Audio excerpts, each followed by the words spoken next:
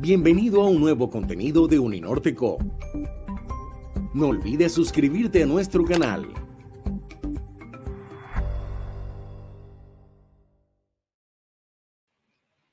Estudiantes, señoras y señores, sean todos bienvenidos al Ágora Conversa, Perspectivas Económicas sobre la Coyuntura Actual Colombiana, organizado por el Grupo Estudiantil Ágora de la Universidad del Norte y apoyado por el Instituto de Estudios Económicos del Caribe y la Dirección de Bienestar Universitario.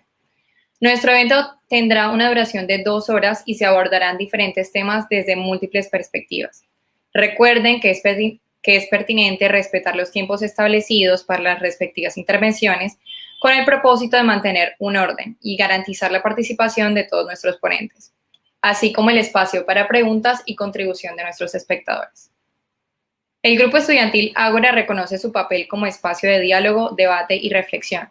Al ser un grupo conformado por y para estudiantes, no podemos ignorar nuestra responsabilidad como miembros de una comunidad educativa, de llamar a la conciencia y a la reflexión sobre los hechos que han ocurrido en los últimos días en nuestro país. Es por eso que decidimos abrir este espacio de discusión y debate entre académicos, expertos y estudiantes sobre nuestra realidad política, económica y social. Saludamos en esta tarde a nuestro rector, doctor Adolfo Meisel Roca, rector de la Universidad del Norte, magíster y doctor en Economía de la Universidad de Illinois, magíster en Sociología de la Universidad de Yale. Al doctor Andrés Vargas, coordinador de la maestría en Economía en la Universidad del Norte y doctor en Economía de la Universidad de Griffith. Al doctor Jorge Quintero, director del programa de doctorado en Economía de la Universidad del Norte, con doctorado en Economía de la Universidad de los Andes. Al doctor Iván Luzardo, egresado de la Universidad del Norte, magíster en Economía de la Universidad de Georgetown y autor del libro Colombia's Slow Economic Growth, From the 19th to the 21st Century. Y por último, tenemos al doctor Juan Perilla, que en este momento no nos acompaña. Ya nos acompaña. Al doctor Juan Perilla, maestría en Erasmus University Rotterdam, International Institute of Social Studies, Masters of Arts. Doctorado en Economía en Maastricht University.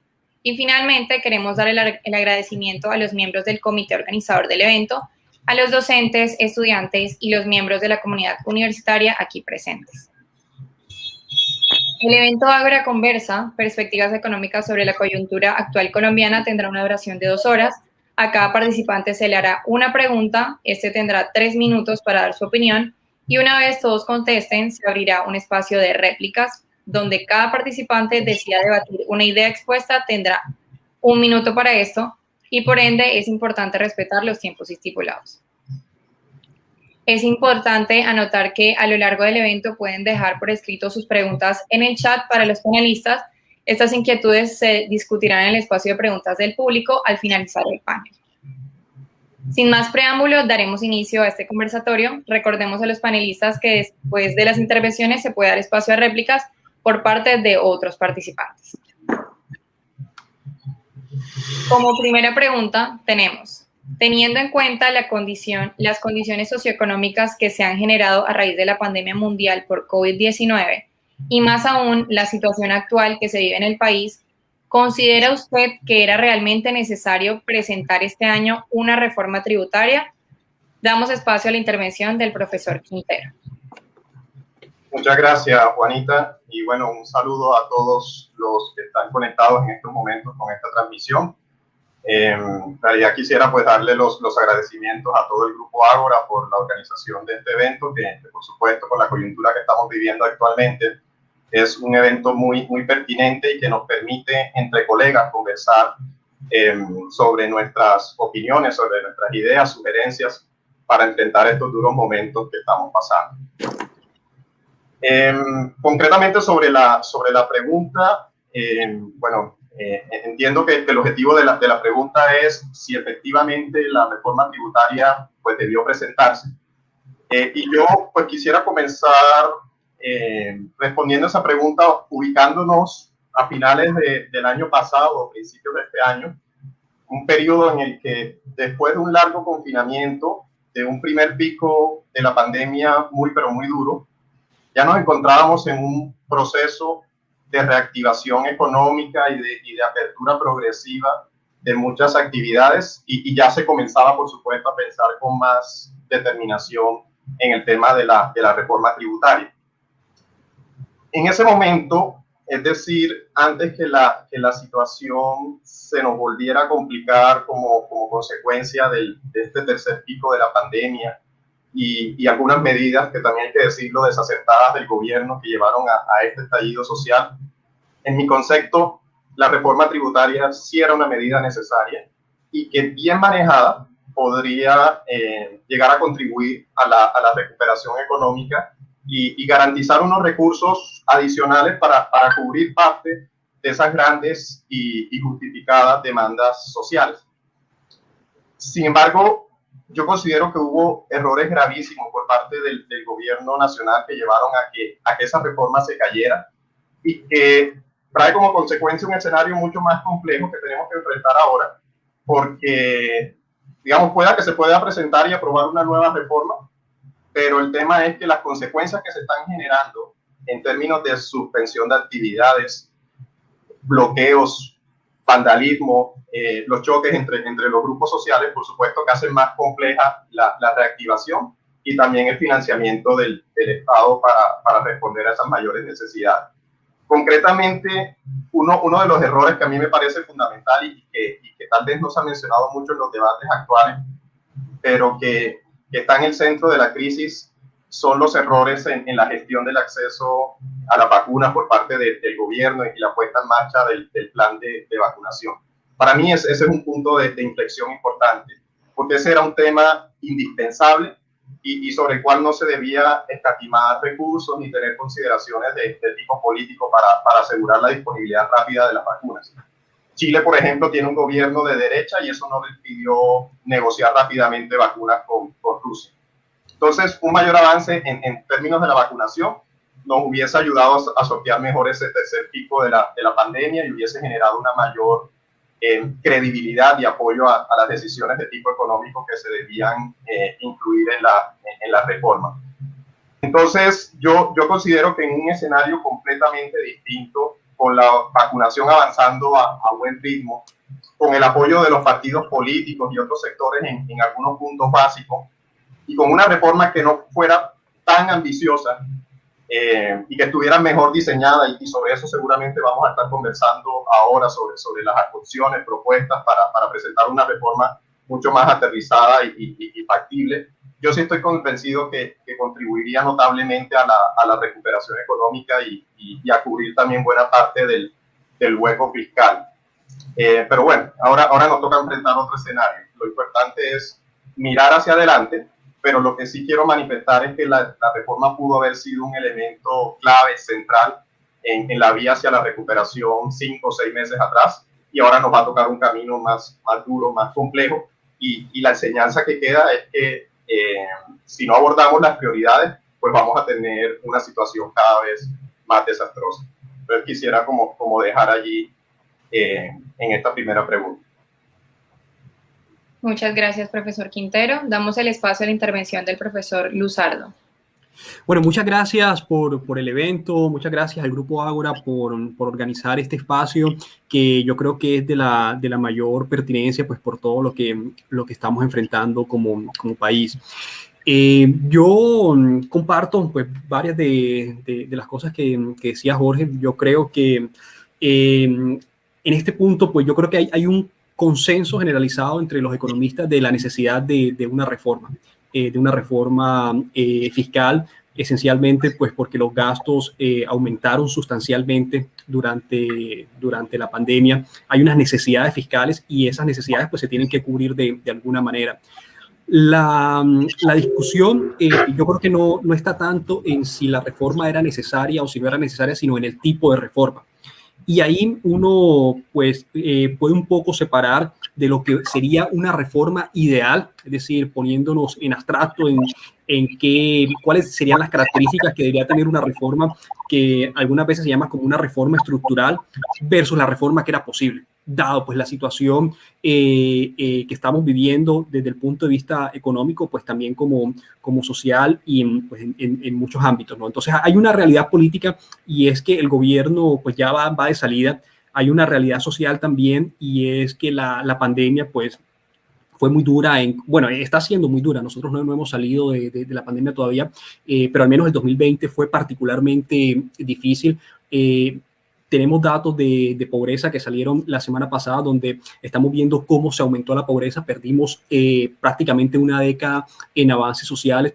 Entonces, en ese contexto, en esa realidad, yo creo que quizás el gobierno no consideró el contexto, ¿no?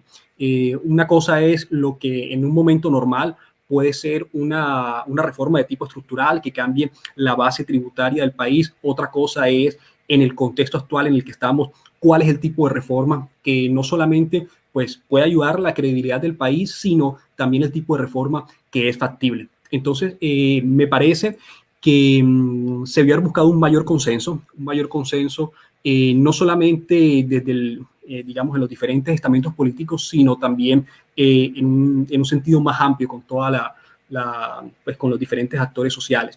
Yo pues diría eso, la necesidad de la reforma está ahí, las presiones que tiene el gobierno en materia de gastos son importantes y yo creo que quizás la falla estuvo, yo creo que hubo dos fallas. Uno, no haber buscado un consenso mayor, no solamente, repito, no solamente pues, entre los partidos políticos, no solamente dentro de las fuerzas parlamentarias, sino también en un sentido más amplio con diferentes actores sociales. Me da la impresión, y por lo que estamos viviendo a nivel social, que una parte importante de la población no se siente completamente representada en el Congreso o en los partidos políticos, y dada esa situación, pues eso demanda una mayor apertura y una mayor búsqueda de consenso con diferentes sectores sociales. Entonces creo que ahí se puede haber avanzado más en tener una reforma de consenso, y por otro lado, pues una reforma que fuese mucho menos ambiciosa, dada la circunstancia en la que estábamos, ¿no? Dada la circunstancia en la que estábamos, lo importante era pues, garantizar la credibilidad del país, que digamos, pues para Colombia tendría consecuencias muy negativas perder el grado de inversión. Nosotros pudimos mitigar en gran medida el año pasado la crisis económica precisamente porque teníamos acceso al mercado de capitales. En la medida en que nosotros perdamos ese grado de inversión, pues nuestro acceso al mercado de capitales se va a dificultar todavía más y el panorama para el país va a ser más complicado, ¿no? Entonces, la necesidad de la reforma estaba ahí. La oportunidad es donde creo que fue también otro elemento que quizás no jugó a favor a que esta reforma en concreto se aprobase. Ahí yo creo que, yo retomo un poco lo que ha dicho Jorge sobre el tema de hacer las cosas de manera oportuna, ¿no? Un poco lo que ocurrió es que esto se fue postergando, y en general pues los problemas, cuando uno no los resuelve a tiempo y los deja avanzar en el tiempo, el problema se hace más grande. Entonces nosotros estábamos en una situación complicada, en parte porque quizás el año pasado debimos haber empezado a mandar las señales de que se iba a hacer una reforma tributaria. Esta es una discusión que está en todos los países. Todos los gobiernos del mundo, de una u otra forma, están en la misma discusión, y me parece que la situación que estamos, o la discusión que estamos teniendo hoy en día en Colombia, de cierta manera, pues la van a tener que enfrentar los diferentes países, tanto del mundo en desarrollo como incluso pues, economías avanzadas. Entonces, yo creo que desde el año pasado el gobierno pudo haber empezado a mandar las señales. Pues evidentemente pues no la descripción del texto de la reforma ni los elementos específicos, pero sí ir señalizando que se iba a hacer una reforma, que digamos poniendo sobre la agenda la necesidad de hacer una reforma. Dos, cuáles eran los elementos importantes, y ahí sobre los elementos importantes yo creo que ya concretamente en la política tributaria uno tiene que enfocarse en aquellas fuentes de ingresos que tienen un impacto sobre el recaudo. O sea, más allá de otras consideraciones, lo que habría que buscar era pues, ver de qué manera se aumentaba el recaudo sin que eso generara generando pues, el menor número de distorsiones posible. Entonces, yo creo que hubo muchos impuestos que, si bien uno puede encontrar razones técnicas para defenderlos, dado que esos impuestos pues, generaban mucho malestar, generaban controversia y no tenían un impacto muy sustancial sobre el recaudo, entonces me parece que se han podido dejar por fuera. Yo hubiese hecho pues, una reforma mucho más acotada y enfocada hacia aquellas fuentes que realmente recaudan, y que no, pues, no generan tanta distorsión. Entonces, ya como para ir cerrando, mi impresión es que, como se mencionó anteriormente, ahora estamos en una situación todavía más complicada porque, pues, la credibilidad del país está muy tocada, está fuertemente deteriorada. Y si antes necesitábamos hacer una reforma tributaria, esa necesidad se incrementó todavía más. Pero dadas las circunstancias en las que estamos actualmente, probablemente lo que vamos a tener es una reforma parcial y en el fondo pues se va a posponer la reforma estructural pues ya para el próximo año, pues cuando haya un nuevo gobierno. Entonces, es posible hacer una reforma tributaria y yo creo que al contrario lo que nos está ocurriendo es que se nos está acabando el tiempo. O sea, ya estamos como jugando en los minutos extras y entre más rápido pues pueda haber claridad sobre el tema, pues va a ser mejor para el país. Muchas gracias, profesor Luzardo. Vamos a darle el espacio a la intervención del profesor Perilla. Muchas gracias, Juanita. Muchas gracias también al Grupo Ágora por esta iniciativa muy importante. Felicito a los estudiantes por haber realizado este foro. Realmente se necesita, digamos, para estar informados y discutir un poco todos esos problemas de información que lo que pues, nosotros terminamos leyendo inclusive en la prensa. Entonces, estas discusiones académicas son bien valiosas.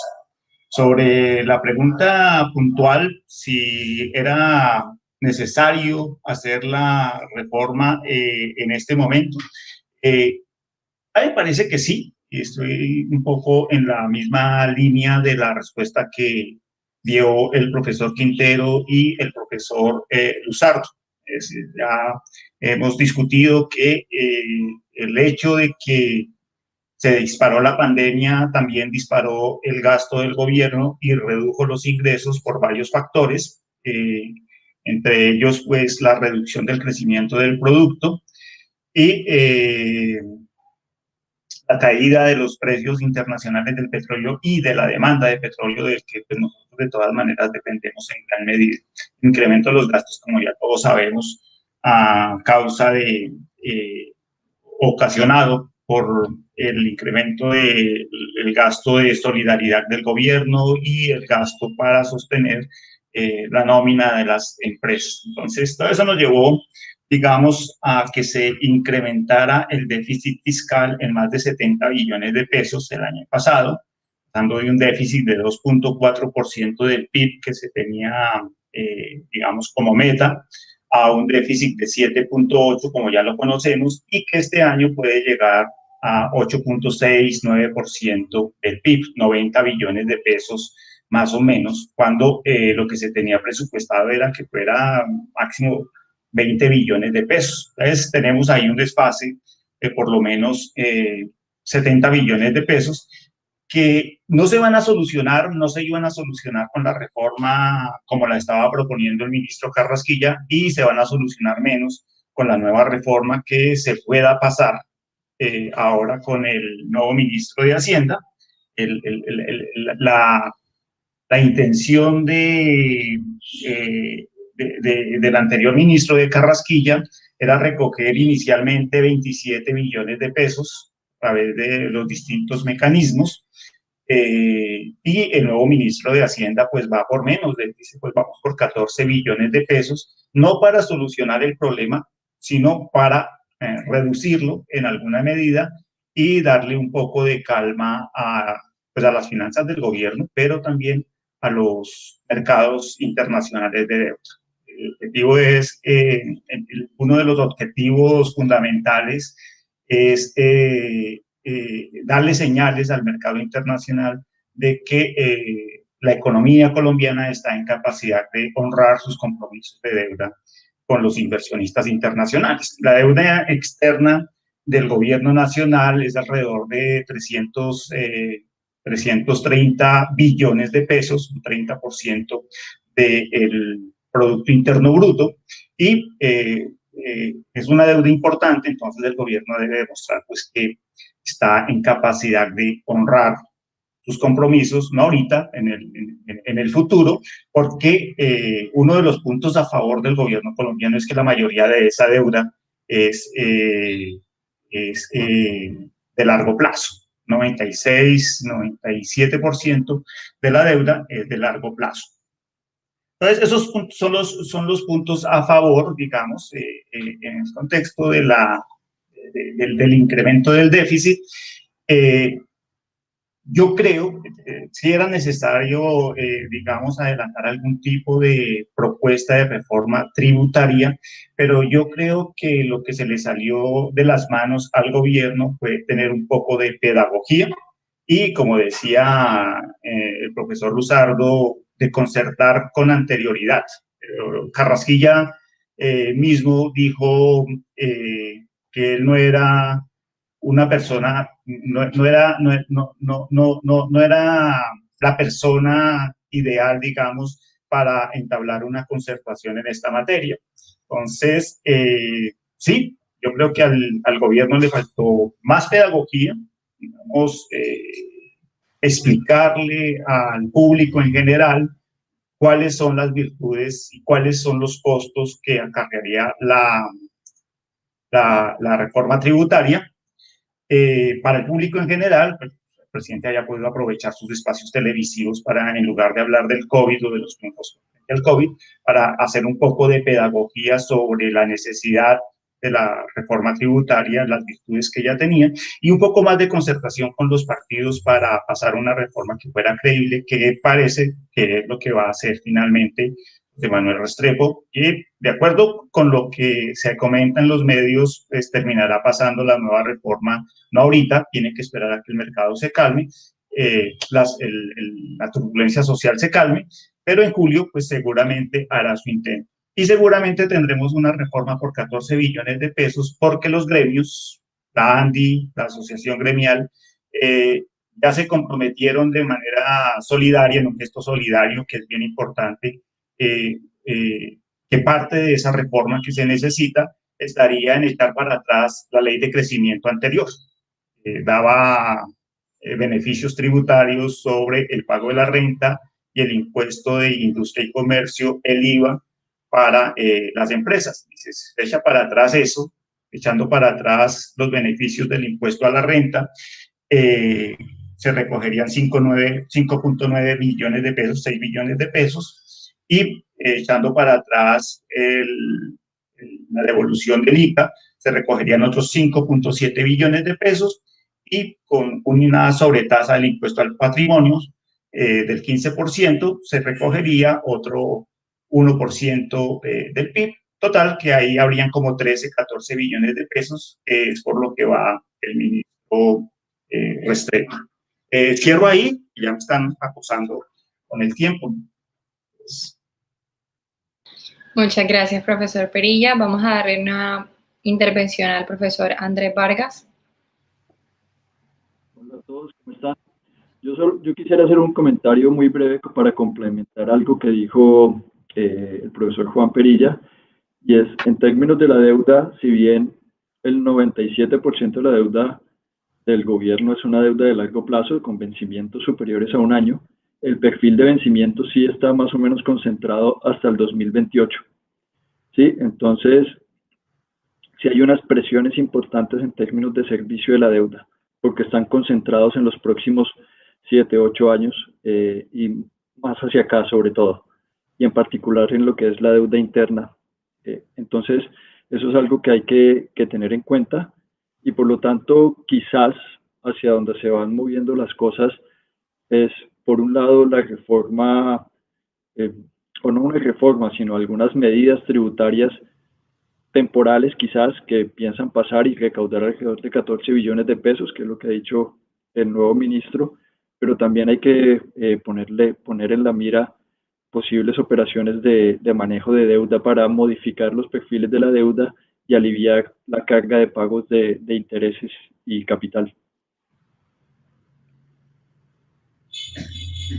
Muchas gracias, profesor Andrés. En estos momentos abrimos espacio para las réplicas. Cualquier participante que quiera dar su punto o debatir una idea tendrá un minuto para hacerlo. En caso de no haber réplicas, damos paso a la siguiente pregunta.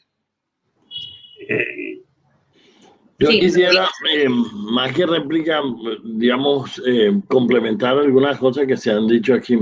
Yo creo que algunas de las cosas que se deben hacer en este momento es poner algunos de estos impuestos que hay que hacer, que deben ser pocos, claros, claramente progresivos, como por ejemplo impuesto de renta a quienes ya declaramos, y al patrimonio de los que tienen patrimonios altos, y reducción de exenciones.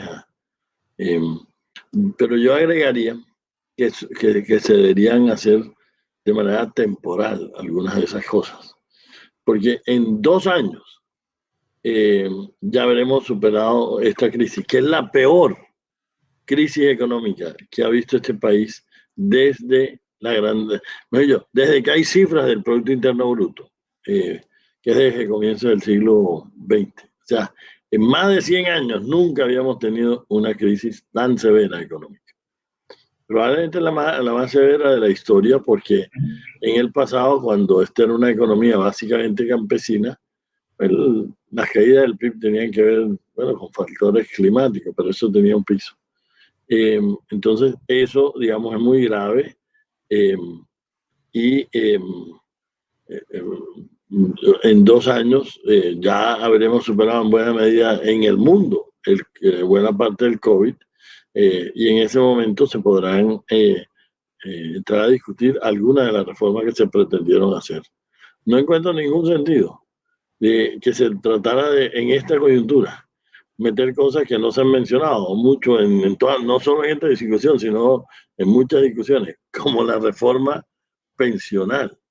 Esa reforma no es una reforma urgente, hay que hacerla, pero no es urgente, es muy controvertida, es compleja. ¿Para qué en este momento de emergencia, de desempleo alto, de aumento de la pobreza, de aumento del hambre, había que complicar las cosas? Y estoy de acuerdo con el profesor Perilla que allí falló mucho la pedagogía. Gracias. Muchas gracias, doctor. ¿Tenemos alguna otra réplica? Sí, profesor Perilla. No una réplica, pero sí un comentario, 2 comentarios, uno para respecto a lo que dijo el profesor Andrés, que me parece súper importante. Sí, ese perfil de deuda probablemente en los siguientes años vamos a tener como esa operación de swaps de deuda, tratando de cambiar deuda de corto plazo por deuda de más largo plazo, renegociando la que está próxima a vencerse, y también cambiando un poco poco más de deuda interna, probablemente por deuda externa.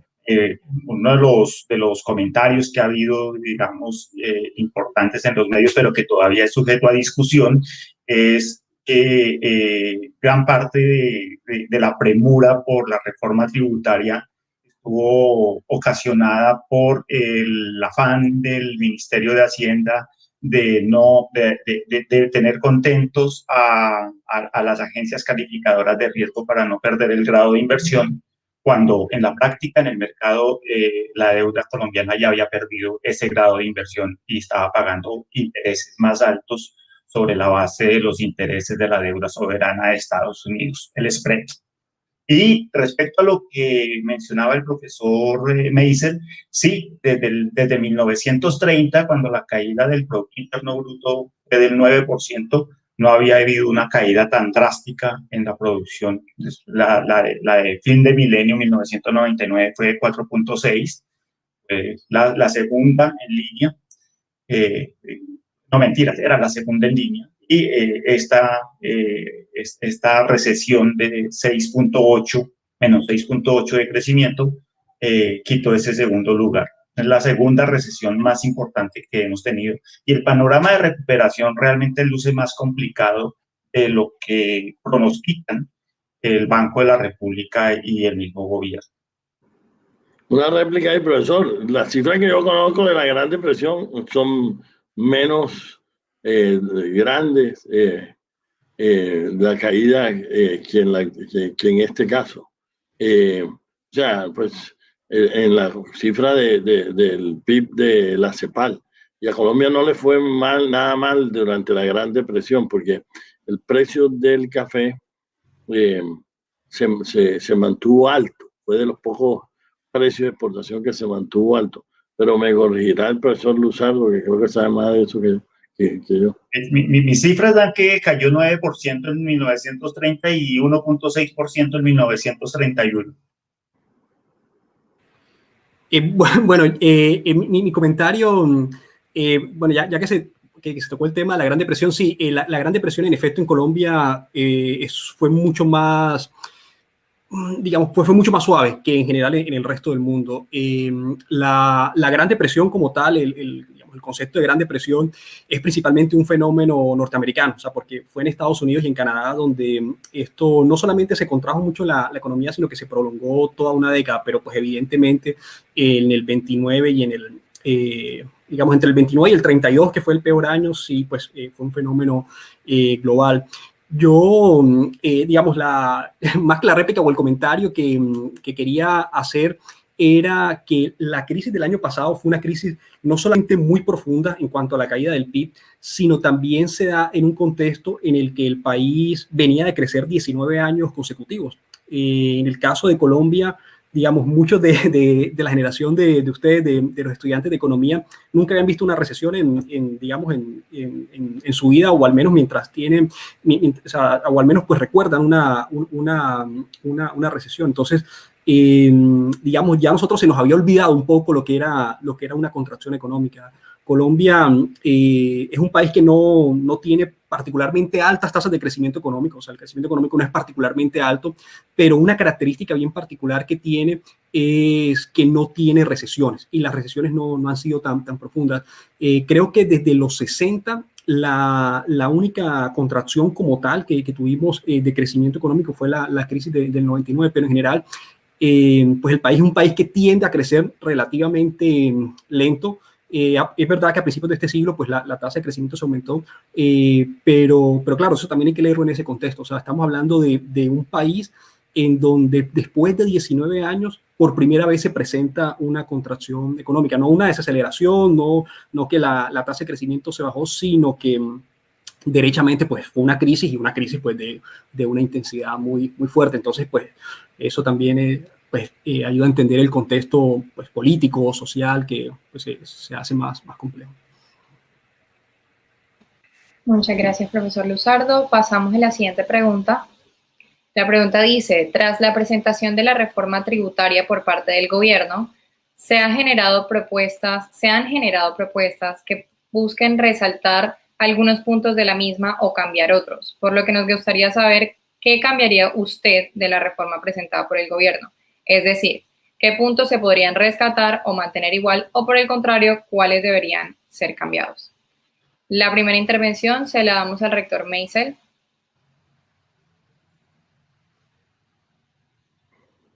¿Qué cambiaría yo? Bueno, yo de la que se cayó, mantendría que hay que hacer un aumento de el impuesto a la renta, pero quitaría aumentar la base.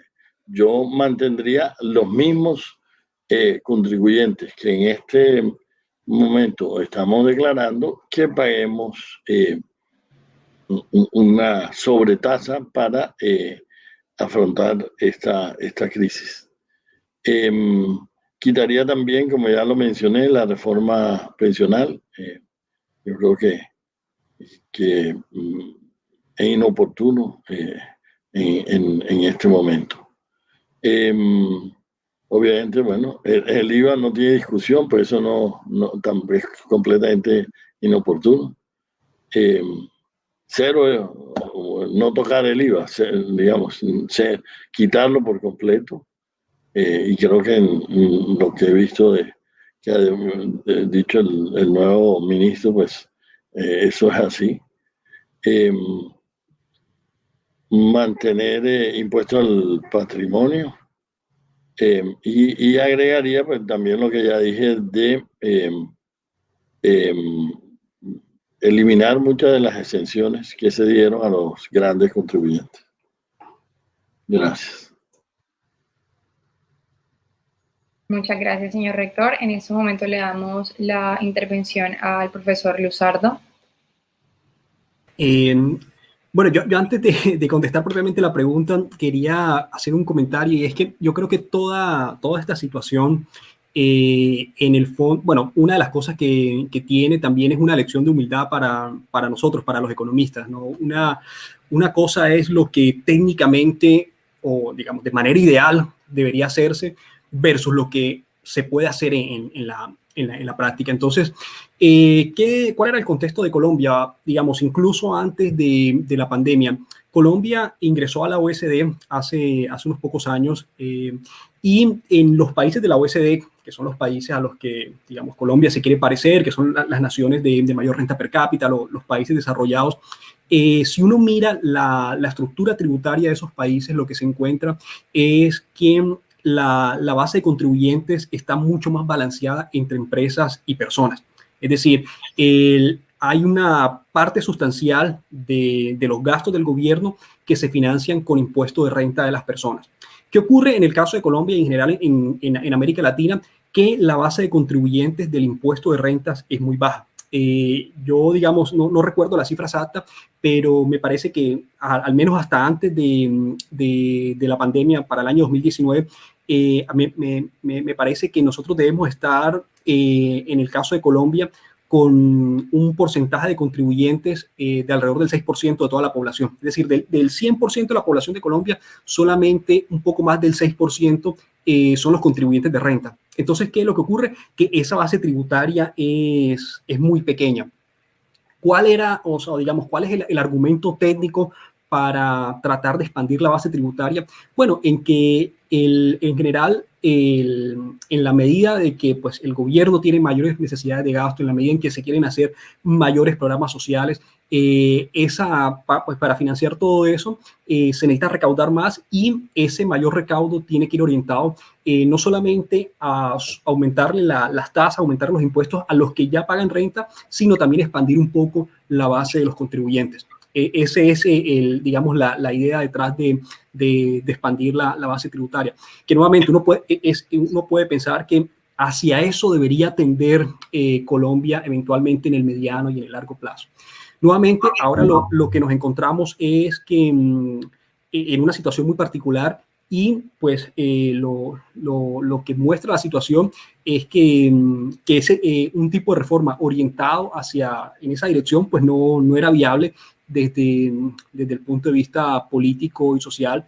Entonces yo creo que más que hablar de una reforma tributaria o de qué características va a tener la reforma tributaria, nosotros en realidad pues podríamos empezar a hablar de dos reformas tributarias, ¿no? Una es la reforma tributaria que vamos a tener ahora hacia mitad de año para, pues un poco para tratar de pasar digamos, de pasar de esta coyuntura tan difícil, pero en el fondo lo que vamos a estar haciendo es que vamos a estar prolongando el problema, ¿no? Un poco tratando de hacer una reforma temporal mientras la economía se estabiliza un poco, mientras regresa el crecimiento económico, y este problema que es más bien estructural, en donde la base de contribuyentes está mucho más, es muy baja en Colombia. Esa discusión probablemente va a venir en una segunda reforma tributaria que pues ya será probablemente después de las elecciones, cuando pues haya un nuevo gobierno, y pues no solamente cuando las finanzas públicas estén un poco más estabilizadas, cuando la economía esté en otra fase del ciclo económico, sino también pues cuando venga la discusión sobre el tipo de políticas que podemos sostener. Entonces yo diría eso, o sea, en realidad son dos reformas tributarias para lo de corto plazo, digamos, para la que tenemos ahora inmediatamente. Yo creo que, bueno, comparto lo que ha dicho el doctor Meisel. Probablemente va a ser una reforma muy acotada, y básicamente el objetivo va a ser tratar de llegar aquí a año y medio, cuando se pueda dar la discusión sobre la reforma tributaria de fondo. Muchas gracias, profesor Luzardo. Damos la intervención al profesor Perilla. Recordemos la brevedad del tiempo. Sí, Juanita, gracias. Yo estoy de acuerdo con los comentarios que ya hicieron el profesor Adolfo Meisel y Iván Luzardo. Creo que esos son los puntos fundamentales a mantener. En particular, yo creo que la lección grande para el gobierno en medio de toda esta convulsión social es como el IVA no se toca. Aunque hay puntos en los que podría tocar, más adelante si se da la oportunidad, los comento, no hacen parte pues digamos, del contexto para esta pregunta, pero yo creo, fundamentalmente siendo prácticos, la reforma ya está preconcertada, como les dije. En mi intervención anterior, el ministro Restrepo va por un monto mucho más bajo de recaudo. Inicialmente está hablando de 14 billones de pesos, y esos 14 billones de pesos ya prácticamente están concertados con los gremios, y mientras haya concertación, mientras ya haya quien esté dispuesto a pagar eso, que son los gremios, echando para atrás la ley de crecimiento que prometía descuentos de renta para promover el crecimiento del 33% a 32% a 31% y 30% del 2023 en adelante para las empresas, y el descuento del 50% de pago de industria y comercio, descontable de renta. Ya eso recoge, de acuerdo con las cuentas mismas de la ANDI, de la Asociación Gremial, pues el grueso, digamos, de la suma que está necesitando el gobierno. Está la sobretasa al patrimonio, también ya está prácticamente preconcertada, y habrá algunos otros elementos de esa reforma que recogen menos montos, pero que entre todos pueden contribuir con sumas importantes. Hoy la ANIF presentó una de esas propuestas de reforma donde prácticamente abarca todos los puntos de donde se puede sacar, recoger un poco más de dinero por parte del gobierno, y está muy de acuerdo con lo que menciona la ANDI, una propuesta más progresiva, donde no se toca, no se expande la base de los contribuyentes de pago de renta, y fundamentalmente no se toca el IVA, excepto para los empresarios cuando importen maquinaria y equipo, materiales de construcción. Muchas gracias, profesor Perilla. En estos momentos le damos la intervención al profesor Quintero. Bueno, yo creo que, bueno, es sabido por todos, no hay necesidad de recordarlo, que la reforma tributaria fue presentada con el nombre de Ley de Solidaridad Sostenible. Y eso pues simplemente por el hecho de que así como incluía medidas para aumentar el recaudo y financiar el gasto del gobierno y cerrar el hueco fiscal, pues también tenía contempladas todas las medidas orientadas a la reactivación económica y el apoyo a los hogares que más se vieron afectados por la pandemia, y también un poco el tema del apoyo a las empresas en su proceso de reactivación. Entonces yo creo que son dos los componentes importantes que habría que analizar: la parte propia de las medidas orientadas a aumentar el recaudo y las medidas orientadas a impulsar la reactivación económica y las ayudas sociales, por supuesto. Entonces, lo segundo, esta segunda parte, las ayudas sociales, las medidas orientadas hacia la reactivación, a mí me parece que en el fondo creo que estaban bien orientadas. Particularmente, por ejemplo, la extensión del programa de ingreso solidario como una renta básica, permanente, que complemente los recursos que los hogares recibían o reciben por transferencias condicionadas. Yo creo que hay bastante consenso en la necesidad de ese apoyo a las familias más vulnerables. Ya un tema que lleva una discusión aparte y muy larga es el monto que se debe destinar a este programa, y eso depende en gran medida de los recursos que haya disponibles.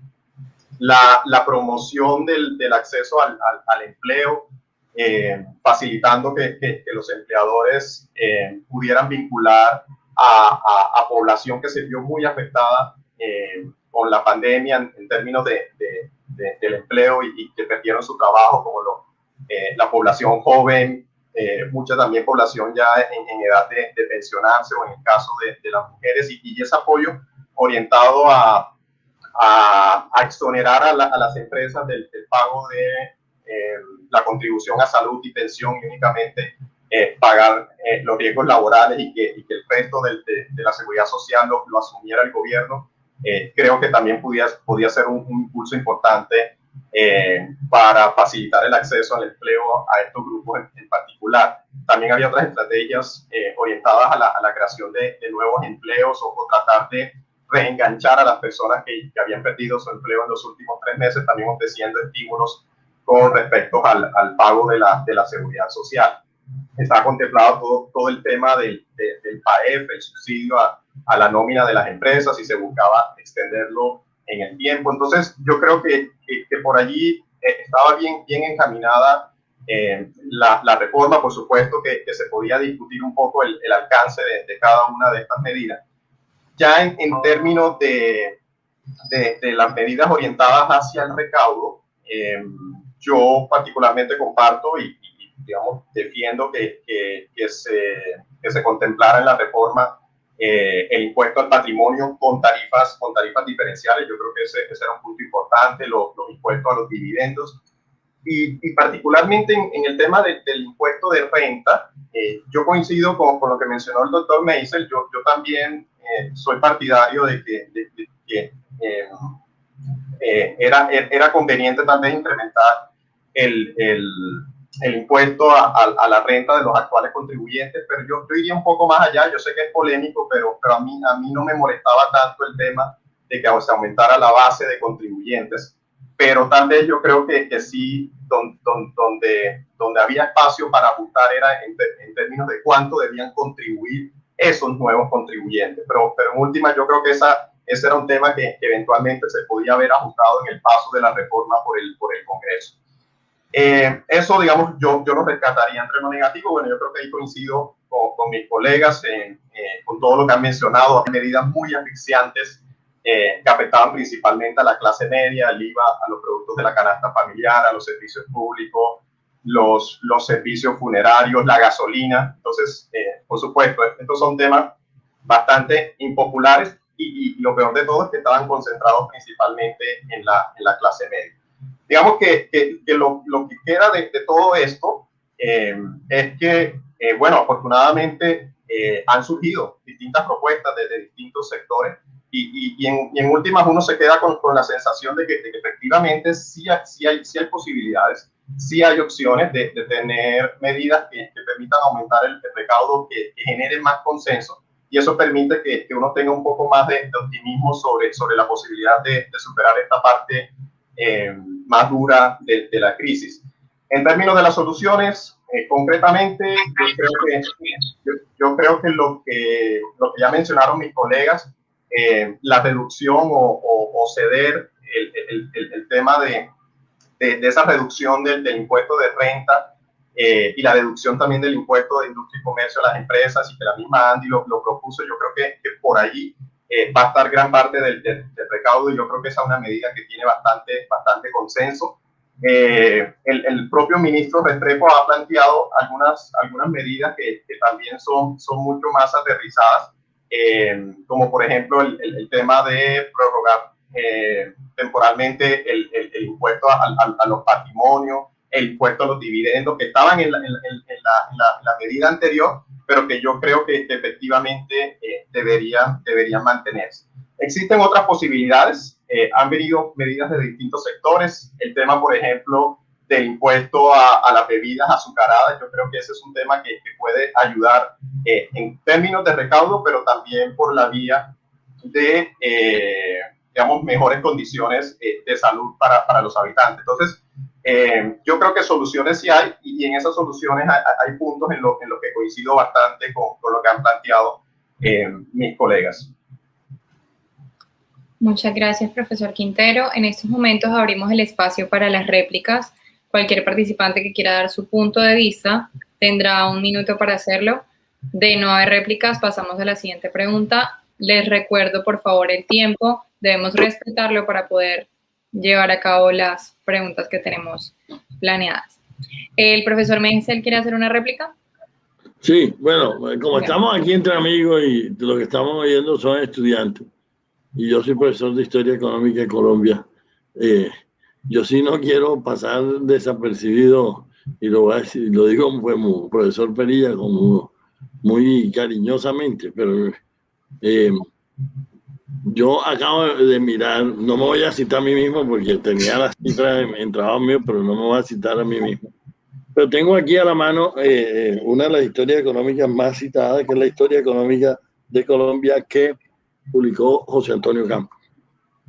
Y José Antonio Campos, en el capítulo de la crisis mundial y el cambio estructural, con cifras de la CEPAL, que son las que casi todos usamos, porque las construyeron en la década de 50, y yo personalmente creo que son bastante buenas. Y él dice que la caída en el 29 no hubo caída del PIB, hubo un crecimiento del 3.6 del PIB. En el 30 hubo una caída del menos 0.9, o sea, no del 9%, del 0.9. Luego en 31 menos 1.6, y ya en el 32 crecimiento del 6.6. Entonces, digamos, esa crisis, como lo dijo el profesor Luzardo, en Colombia no la golpeó muy duro, y la explicación, pues ya yo la di, fue que el café le fue bastante bien en esa crisis. Y esta crisis sí es terrible, mejor dicho, desde el punto de vista de aumento del desempleo, aumento, bueno, y también tenemos más cifras, digamos, sobre eso. En un país ya urbano, que el país de 1929 era un país rural, este es un país urbano. Entonces, el impacto de una crisis y con mejores comunicaciones, etcétera, etcétera. Entonces, quería mencionar eso porque como profesor de Historia Económica sí me preocupa no dejar eso claro. Sí, de acuerdo.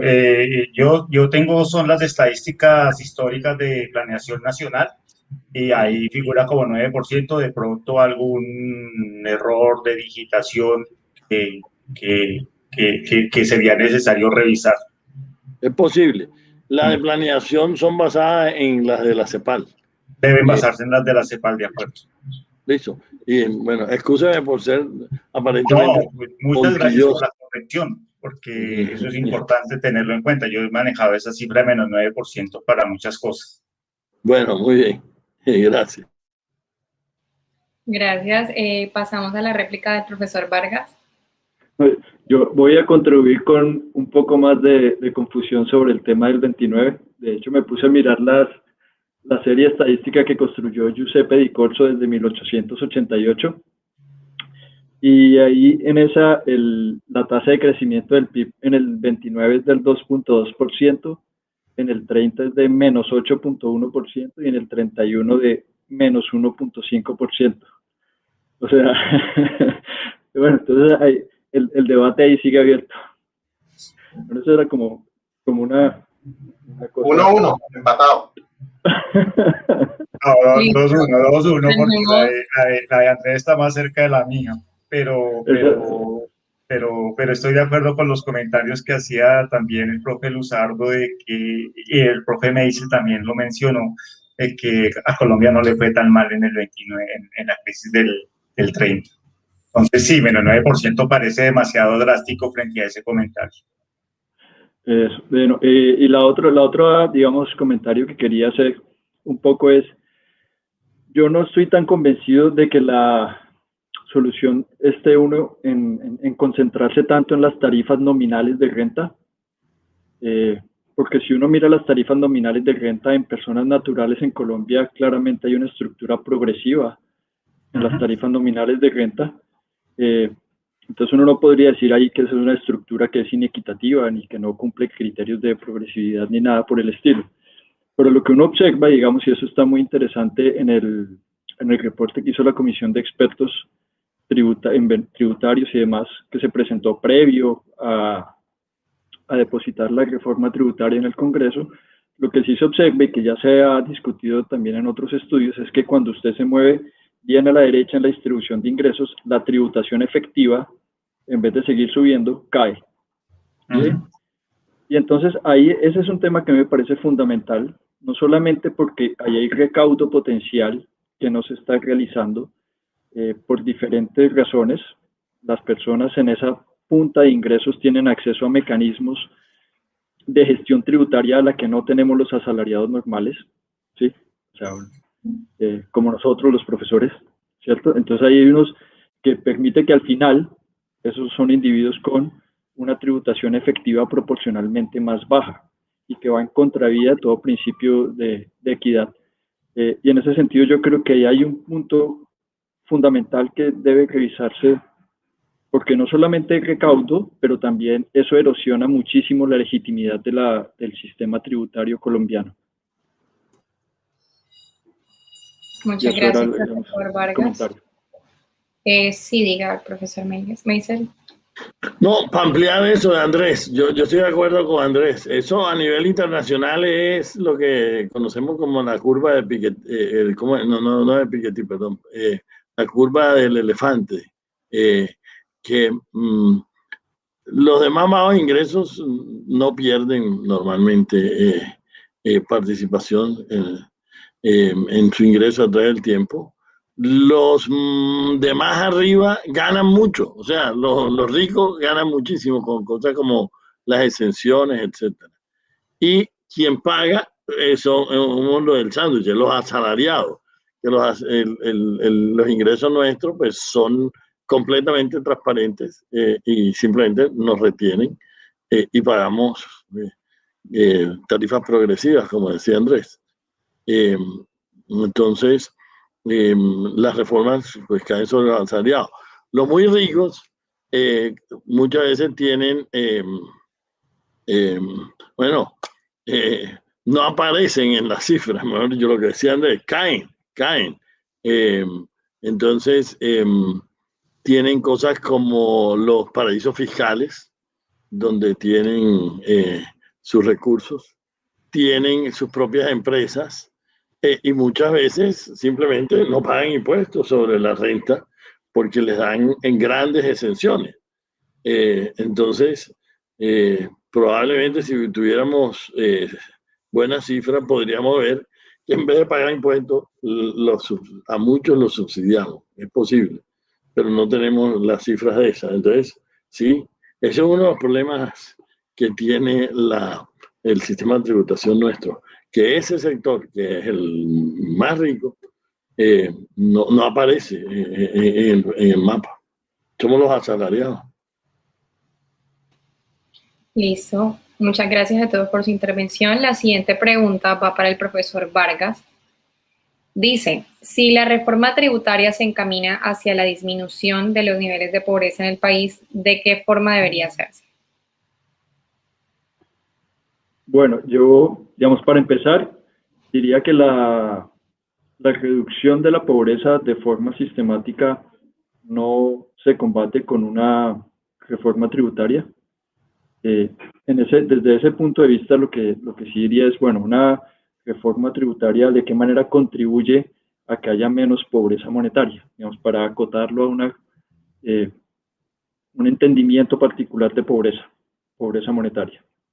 Y en ese sentido, entonces, lo que diría es que, por un lado, no castigue o no erosione más el ingreso disponible de las personas de ingresos más bajos. Por eso todo el tema que tiene que ver con el tratamiento del IVA, las devoluciones del IVA, que me parece que es una idea interesante y que además es logística y tecnológicamente viable, es algo que va en la dirección correcta. Entonces, por un lado, tiene que ver con eso de no erosionar el ingreso disponible de los hogares con ingresos más bajos, por un lado, y por otro lado, tiene que ver ya desde el punto de vista de cómo la estructura tributaria se constituye en un estímulo o en un lastre para la dinámica económica, que es lo que en últimas genera empleo y reduce la pobreza.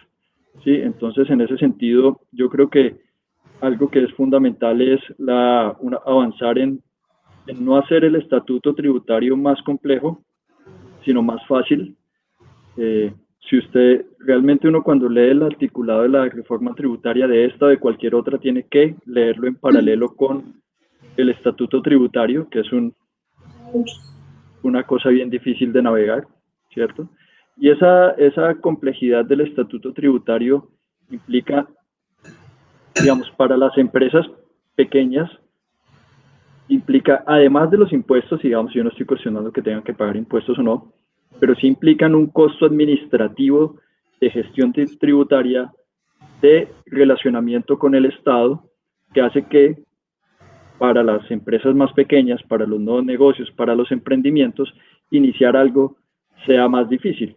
Y eso frena o le pone un poco el freno a la creación de empleo, que es por donde se logra reducir la pobreza. Muchas gracias, profesor Vargas. Abrimos espacio para las réplicas. Cualquier participante que quiera dar su punto de vista o debatir la idea tendrá un minuto para hacerlo. De no haber réplicas, pasamos a la siguiente pregunta. ¿Alguno quiere replicar? Sí, diga, Quintero. Sí, un minutico, aprovechando el espacio de réplica. Yo creo que coincido en buena medida con lo que mencionó Andrés en su intervención. Yo creo que la clave es garantizar que las personas que están en condiciones de vulnerabilidad no se vean afectadas de manera sustancial, que no recaiga sobre ellos el tema de la reforma tributaria. Y por eso que las medidas como el IVA no debe hacer parte, el ajuste del IVA a los bienes de la canasta familiar, a la gasolina, a los servicios funerarios, a los servicios públicos, no puede hacer parte o no debería ser parte de la reforma tributaria. No podemos concentrar el recaudo en un aspecto tan crucial como es el IVA, por todos los efectos que puede tener en términos de las posibilidades de que las personas que están en condiciones de vulnerabilidad pasen a condiciones de pobreza. Eso por un lado. Y lo otro, rápidamente, bueno, por supuesto, asegurar, aprovechando de que estamos considerando una reforma ya de carácter integral, que también piensa en cómo vamos a implementar, cuáles son los programas sociales que vamos a implementar, cuáles son las ayudas en el proceso de recuperación que vamos a implementar. Pues dos puntos fundamentales: los ingresos mínimos a los más pobres, y por eso creo que el tema del ingreso solidario de carácter permanente, yo creo que es una medida que va en el sentido correcto, pero lo otro es garantizar oportunidades de empleo y tratar de apoyar en ese proceso de recuperación de los puestos de trabajo, y medidas como el subsidio a la nómina para los que ganan menos de un salario mínimo, también creo que va por el camino correcto. Lo último que quisiera mencionar es que toca pensar en cómo combinar estas medidas o estas propuestas de un ingreso solidario hacia un empleo solidario. Entonces, que eventualmente se pudiera garantizar unos recursos hacia la población menos favorecida que ha perdido su trabajo, población discriminada en términos del acceso al mercado laboral, asegurándole unas condiciones de empleo, unas oportunidades de empleo que apoyen en ciertas actividades fundamentales, y que eso le garantice una renta básica mínima complementaria a este ingreso solidario. Muchas gracias, profesor Quintero. Damos espacio a la réplica del profesor Perilla. Gracias. Yo estoy muy de acuerdo con lo que mencionaba el profesor Quintero. No se trata tanto de que exista este ingreso solidario. Sí, estoy de acuerdo con que exista este ingreso solidario, pero más que ingreso solidario, pues empleo solidario, en el sentido de que en la práctica nosotros vemos que trabajo sí hay.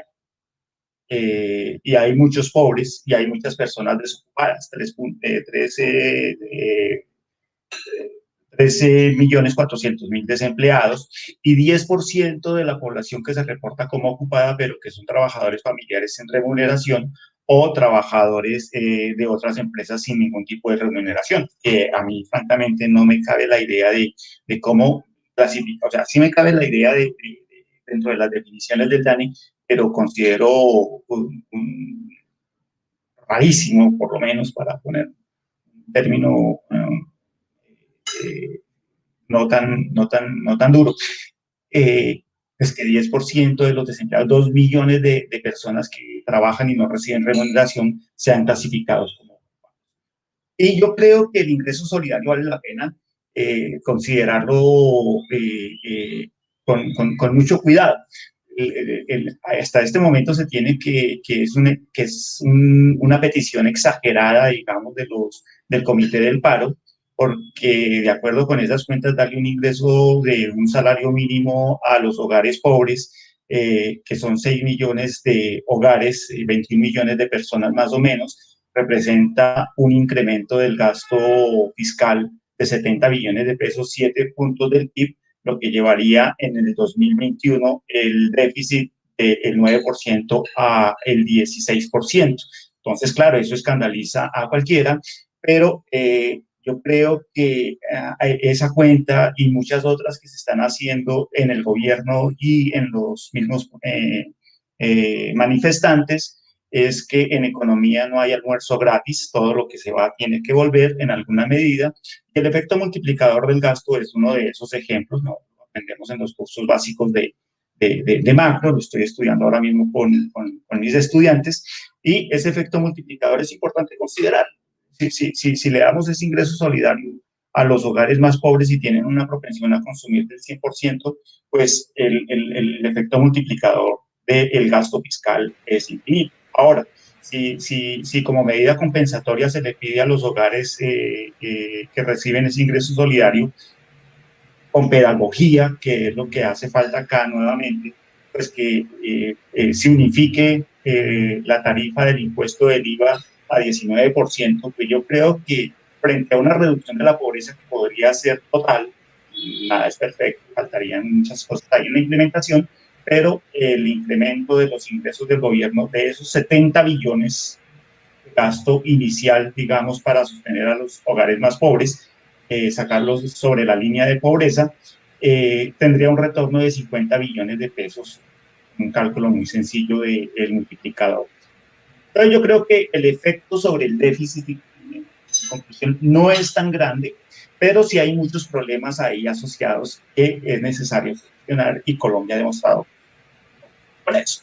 Es la evasión, la elusión, la corrupción y la poca credibilidad que tiene la gente, la sociedad civil, sobre pues qué están haciendo con mis impuestos. Entonces ahí hay muchos problemas, no necesariamente asociados con el ingreso o los impuestos, sino con la incapacidad del Estado para administrar la política monetaria. Muchas gracias, profesor Perilla. Ahora pasaremos a una de las preguntas más repetidas, y es ¿qué tan viable consideran que es incentivar la emisión para la financiación del Estado en Colombia? Damos espacio a la intervención del profesor Luzardo.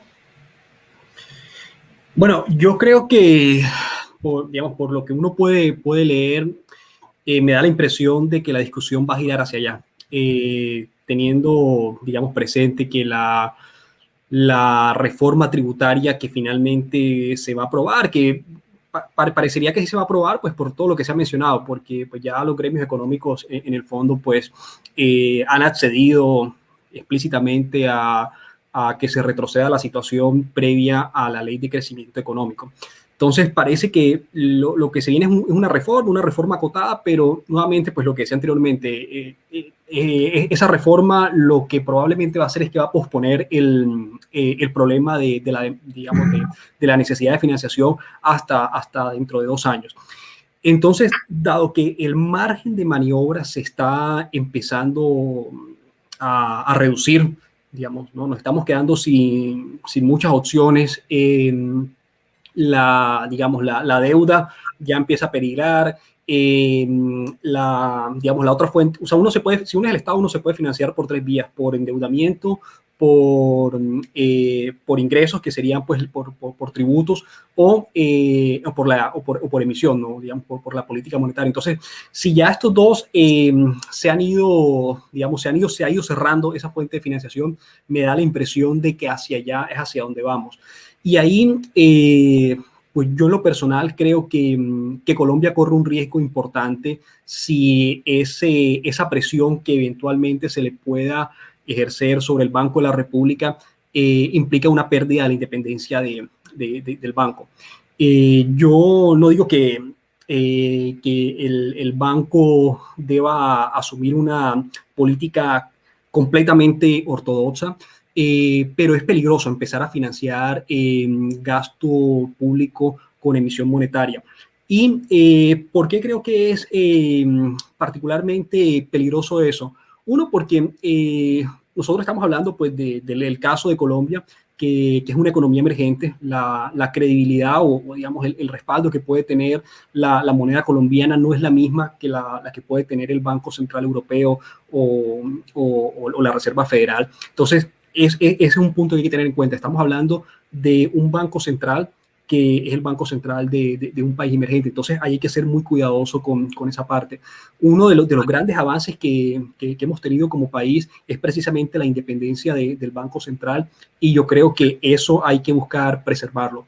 Ahora, lo que puede o, digamos, podría ser es que en momentos de turbulencias económicas el banco, pero de manera independiente, o sea, una decisión propia de la Junta, decida intervenir para restaurar la confianza del mercado. Es decir, en un momento en que las cosas vienen muy mal, que el banco sirva como prestamista de última instancia. Eso ha ocurrido a lo largo de la historia. El año pasado, de una u otra forma, todos los bancos centrales intervinieron, pero es una decisión autónoma de la Junta del Banco. Y ahí el objetivo no es financiar gasto público. El objetivo es imprimirle confianza al mercado en un momento de mucha fragilidad, es decir, proveer liquidez en un momento donde nadie más puede proveer liquidez. Entonces, yo creo que la política monetaria se debe limitar a lo que es su objetivo constitucional, que es mantener la estabilidad de los precios y, salvo situaciones excepcionales, servir de prestamista a última instancia. Financiar gasto público con emisión, yo creo que es una mala idea. Eso es volver al pasado, y eso es, digamos, tenemos muchos ejemplos en América Latina de ese tipo de políticas, y digamos, muchos de estos gastos van a ser gastos permanentes. Entonces, si la emisión se empieza a volver permanente, eventualmente eso se va a volver inflación, digamos, por las expectativas de las personas va a ser que finalmente pues esto va a ser un cambio recurrente en los precios, y podría afectar mucho, digamos, la trayectoria de crecimiento del país en el largo plazo. Creo que va en contra del tipo de señales de credibilidad que tiene que mandar el país. Entonces yo digamos, por resumirlo, no pienso que en caso de que se llegue a dar una intervención, debe ser exclusivamente en un momento, digamos, muy puntual, con el objetivo de restaurar la confianza del mercado, es decir, de servir de prestamista a última instancia, pero los gastos públicos, los gastos permanentes del gobierno, no, o sea, la emisión no es la vía para eso. Eventualmente, pues ahí habrá que hablar de una reforma tributaria en 2 años, o digamos, un compromiso de no aumentar el gasto. Muchas gracias, profesor. Muchas gracias. Ricardo. Vamos a pasar la palabra al rector Meisel. Bueno, 2 cosas. Uno, el Banco de la República como prestamista de última instancia. Esa es su razón de ser. Prestarle a los bancos para evitar problemas de liquidez. Si no hace eso, no debería existir. Entonces, esa es como la función casi que, bueno, no única, pero primordial de un banco central. Por definición, es el prestamista de última instancia de los bancos centrales. 2, la ley permite que el Banco de la República excepcionalmente le dé crédito al gobierno. No le puede dar, por ahí algunas preguntas anteriores que había, que me mandaron, que creo que fue filtrada, decía que si el Banco de la República le podía dar a las empresas pequeñas y medianas crédito. No le puede dar. de acuerdo a la legislación actual, a la que viene en la Constitución del 91, que limita al Banco de la República a ser prestamista de una instancia cuya finalidad principal es conservar el poder adquisitivo. Pero la ley permite que el Banco de la República, con el consenso de los 7 miembros votantes que participan en una junta del banco, que son los 5 codirectores, el ministro y el gerente del banco, puedan aprobarle crédito al gobierno. Yo no descarto eso. ¿Por qué? Porque este es un momento keynesiano, en buena medida. Entonces, necesitamos unos estímulos a la demanda. En la Gran Depresión, la ley de esa época no permitía que el gobierno, que el banco le diera crédito al banco. Era una legislación diferente y la ley no le permitía al Banco de la República darle crédito al gobierno. ¿Qué hicieron? Para no violar la ley, le vendió el gobierno nacional las salinas marítimas y terrestres al Banco de la República. Y esa plata la recibió inmediatamente el gobierno y eso lo usó para estimular la demanda. Eso fue una buena gestión. Eso era una política no ortodoxa en ese momento. El fundador del Banco de la República, Edwin Walter Kemmerer, defensor del patrón oro, decía que no lo hicieran. Y aquí empíricamente llegaron a una cosa que se puede interpretar como una política un poco keynesiana. Y por eso que el Banco de la República hasta la década de los 60 tenía las salinas de Galera Zamba, de Manaure, de Zipaquirá y otras salinas. Si la ley lo permite y los constituyentes, digamos, pues, los que hicieron la ley lo pensaron como un mecanismo excepcional, yo me hago esta reflexión. Y no sirve para la crisis más grande que tenemos en crecimiento económico. ¿Para cuándo va a servir? Para adornar la ley. Yo no descartaría. Ahora, ¿cuáles son los riesgos? Hay dos riesgos. Un riesgo, el que ya mencionaba el profesor Luzardo, que esto se vuelva repetitivo. Si es por una sola vez, yo estaría de acuerdo. Porque por una sola vez, por definición, no es inflacionario. Inflación es cuando es constante. No habría ahí un riesgo inflacionario. Y dos, he conversado en estos días con algunos de los economistas mucho más ortodoxos que yo.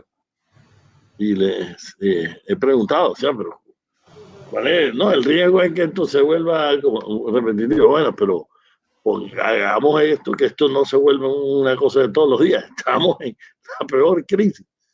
Entonces, algunos de ellos me enseñan una cosa que a mí me parece razonable. Hombre, ¿por qué se podría pensar en que cuando se dé ese crédito hay un compromiso del gobierno de pagarle al Banco de la República con las utilidades del Banco de la República en los próximos 15 años o lo que se determine?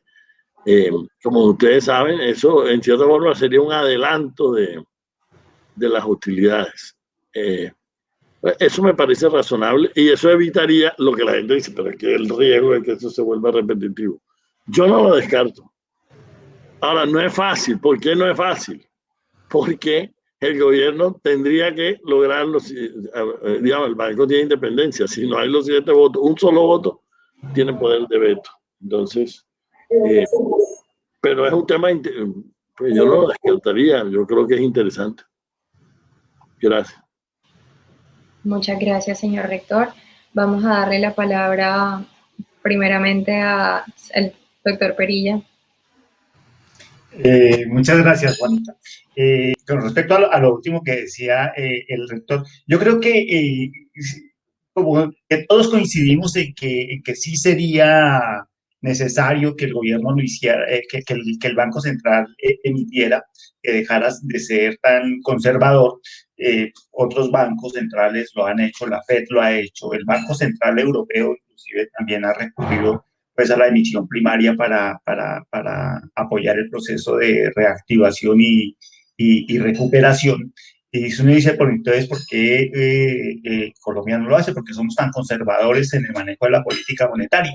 Pero en la práctica, si uno se pone a pensar si eso va a suceder, pues la verdad es que no, porque realmente al Banco de la República le costó mucho reducir los niveles de inflación de alrededor del 30% en la década del 90 y pues en toda la historia precedente de Colombia, niveles de inflación altísimos, no de un año, sino de varios años, espiral inflacionaria, y reducir esos niveles de inflación del 30, 25, 20% a niveles actuales del 3%, pues el banco es algo que la junta directiva del Banco de la República, yo creo que está, digamos, de acuerdo en que eso no se puede poner en juego, la credibilidad del Banco Central. Yo discrepo un poco de la posición del el rector, que el gasto por una vez no sea inflacionario, en el sentido en que por una vez puede llevar a un incremento de una sola vez en los precios. Y si se vuelve repetitivo, eso puede causar una espiral inflacionaria. Pero yo sí creo que ese gasto de una vez por lo menos lleve a algún incremento en el nivel de inflación. Y el banco debe considerar eso y decir, pues no voy a poner en juego el logro que se ha tenido, pues con tanto esfuerzo, digamos, por parte del Banco de la República, que técnicamente es muy respetado. Y una muestra de eso, una señal de eso, porque parte de la política monetaria es como darle señales al mercado. Y el banco, en la última reunión de la junta directiva, lo que estaba diciendo con respecto al manejo de la tasa de interés es no solamente que no la va a echar más para abajo, podría haber espacio para manejar una reducción, en mi criterio, una reducción adicional de la tasa de interés de intervención. El banco no solamente ha dicho que no, sino que las señales que ha dado es que la va a mantener y que a partir del año entrante, para lograr las metas de inflación alrededor del 3%, pues podría considerarse un incremento de la tasa de interés de intervención de 1,75 a 2 o a 2,25. Entonces, la respuesta completa es: eso es deseable, es una política deseable, pero en la práctica no creo que la veamos.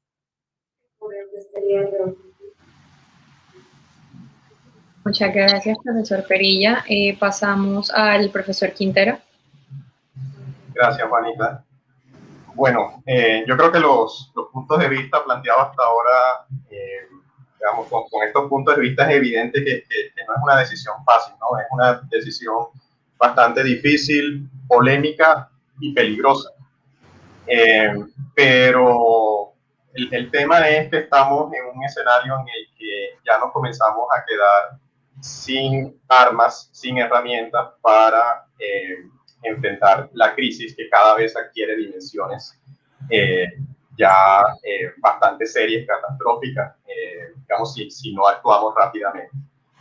Yo creo que, digamos, para entender un poco la situación o el dilema en el que estamos, es importante tener presente esas armas alternativas que pudiera tener el Banco de la República, que normalmente en la literatura se dividen como la política convencional y la política no convencional. La política convencional es bajar tasas de interés o reducir las tasas de encaje, pero cada una de estas opciones pues tiene unos límites. Cuando la tasa de interés está muy baja, seguirla bajando ya se vuelve imposible o se vuelve muy difícil. Las tasas de encaje tienen que estar en un punto que garanticen que los bancos puedan responder a los ahorradores por su dinero cuando lo demanden.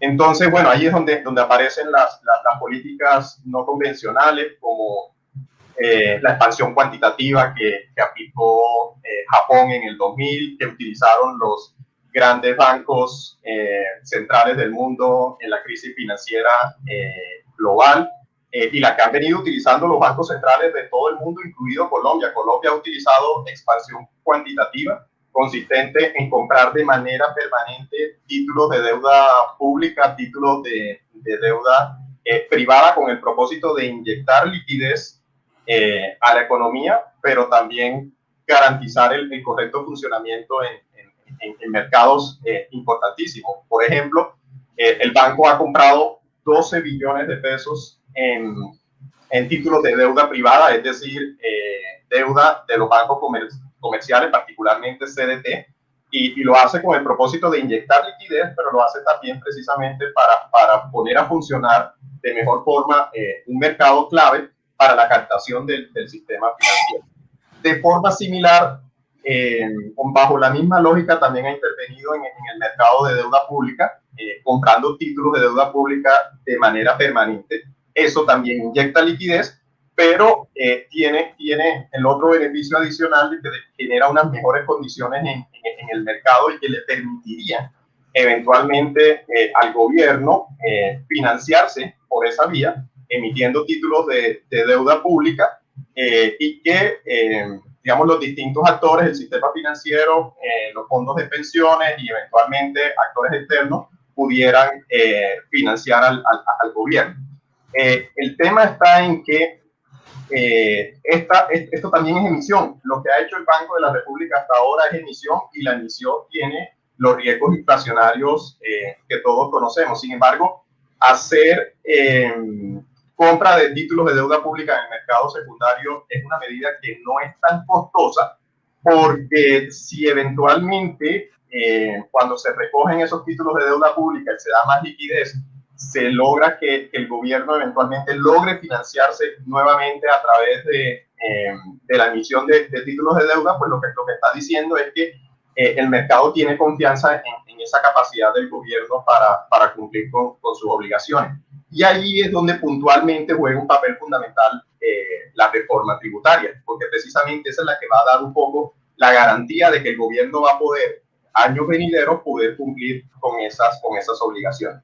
El tema es que con un contexto en el cual tenemos una reforma tributaria que la tiene mucho más difícil, si los mercados de deuda comienzan a cerrarse, pues allí nos quedamos sin armas, nos quedamos sin herramientas, y entonces el tema de financiar directamente el gasto público, comprando de forma directa títulos de deuda pública sin pasar por el mercado secundario, ya se convierte en una opción que hay que considerar seriamente.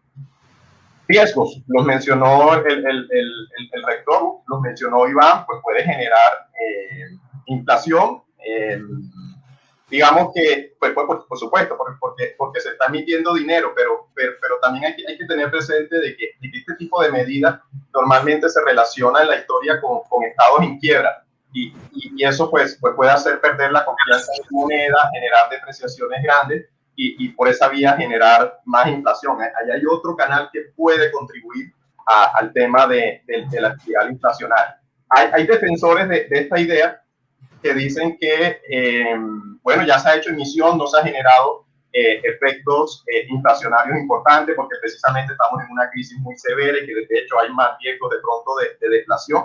Pero hay que tener en cuenta que la inflación, y en esto coincido un poco con lo que dice Juan, se alimenta de las expectativas de los agentes sobre el comportamiento de los precios, y si los agentes entienden que aquí se está abriendo una puerta que eventualmente va a ser más difícil de cerrar más adelante, pues esas expectativas de inflación se pueden ir al alza, y por esa vía ya sí se puede poner un poco más inmanejable la situación. Entonces yo creo que la clave es, nos va a tocar posiblemente, ojalá que no, yo preferiría que no se hiciera. Si estuviéramos 6 meses atrás, diría con toda certeza de que no es la mejor solución, pero ya cuando las herramientas comienzan a escasear, yo creo que hay que considerar seriamente la opción, pero sí es muy importante la credibilidad que el banco pueda transmitir en términos de que la intervención se va a hacer por una vez, lo que el gobierno pueda transmitir en términos de que hay un compromiso de mantener la disciplina fiscal, y el uso que se le va a dar a esos recursos, que yo también creo que ese es un tema fundamental. si eventualmente se accede a un financiamiento directo por parte del Banco de la República y ese financiamiento va dirigido a estimular la demanda, pero al mismo tiempo va orientado a tratar de estimular la oferta al mismo ritmo y se logre de alguna forma reconstruir este tejido empresarial tan golpeado, yo creo que esas presiones inflacionarias pueden controlarse de mejor manera y ese uso racional y acertado de los recursos eventualmente pudiera llevar a una situación menos costosa. ¿Qué es peligroso? Muy peligroso. Desde mi punto de vista, ojalá no estuviéramos en el escenario en el que hay que considerar seriamente la opción, pero lamentablemente creo que con lo que ha pasado en las últimas semanas nos aproximamos un poco más a esta opción y hay que considerarla muy seriamente. Muchas gracias, profesor Quintero. Pasamos a la intervención del profesor Vargas. Bueno, sobre ese punto, ese es un punto bien polémico. Yo quisiera decir, por ejemplo, que desde el 2008, a raíz de la crisis financiera en Estados Unidos y luego todo lo que se fue desencadenando en Europa y demás, y la introducción de las medidas de quantitative easing y todo esto que ya mencionó Jorge y el profesor Perilla, digamos, la idea de que eso estaba creando presiones inflacionarias lleva más de 10 años, pero aún no se ha visto la aceleración de la inflación en ninguna de esas economías. Sí, entonces ahí hay como una suerte de desconexión entre eso que se cree que va a pasar y lo que se anuncia persistentemente de que se va a pasar, que hay un temor inflacionario por esas grandes operaciones de expansión monetaria a través de mecanismos no convencionales, por un lado, y por el otro lado, pues que no pasa, ¿cierto? Entonces yo creo que eso sigue estando a la orden del día y que es algo que uno desde el punto de vista de cómo ha sucedido en los últimos años debería tenerlo en cuenta para analizar si efectivamente un préstamo directo del Banco Central aprobado por unanimidad hacia el gobierno, si se traduciría en esas presiones inflacionarias que se están mencionando. Quizás lo que ha mostrado los últimos 10 años en el mundo desarrollado es que esa gran expansión monetaria no se ha trasladado a aceleraciones de la inflación. Ahí hay algo que yo personalmente no tengo muy claro cuáles serán las hipótesis para explicar eso, pero digamos allí hay algo que se debería estar teniendo en cuenta para ponderar bien los riesgos de una medida de este estilo. Muchas gracias, profesor Andrés. Abriremos el espacio para las réplicas por cuestiones de tiempo, máximo 2 réplicas, y pasamos a la siguiente pregunta. ¿Alguno tiene algún comentario? Sí, profesor Iván. Recordemos que las réplicas son de 1 minuto. Muchas gracias. Sobre las hipótesis de por qué los quantitative easing no se han vuelto inflación. Bueno, hay una hipótesis que dice que gran parte de esa liquidez se mantiene en reserva. Entonces, si bien ha habido un aumento de la oferta de crédito hacia los bancos y gran parte de ese crédito se ha mantenido en reserva y como tal no ha llegado, no ha llegado a ser circulante y como tal, pues eso explicaría el por qué la inflación no se observa. Yo tengo una visión quizás un poco ortodoxa sobre el tema, pero yo creo que esa es una puerta que yo no abriría. Y una de las razones por las cuales yo creo que no es conveniente es porque finalmente no se aprobó la reforma tributaria y si de alguna manera se manda una señal de que aquí hay una salida, yo no sé si en 2 o en 3 años, cuando nos tengamos que sentar a hablar de lo mismo, va a estar ese precedente ahí y bueno, y si bien ahora pues podemos hacer un pre-commitment o un compromiso de que va a ser por una única vez, no sé, en el contexto de América Latina, yo sería muy conservador en cuanto a eso. Nosotros, digamos, es cierto, del 2008, o sea, un poco se ha cambiado el paradigma de la política monetaria. los bancos centrales han intervenido, eso no se ha trasladado. Pues ha habido algo de inflación, pero es verdad que no ha habido un aumento explosivo de la inflación. Pero en el contexto de Colombia y América Latina, nosotros tenemos todo el siglo XX, digamos, todo el problema digamos, como lo comentaba Juan, todo lo costoso y lo difícil que fue para el país alcanzar inflaciones de un dígito. Y no sé, yo creo que es un tema de mucho cuidado.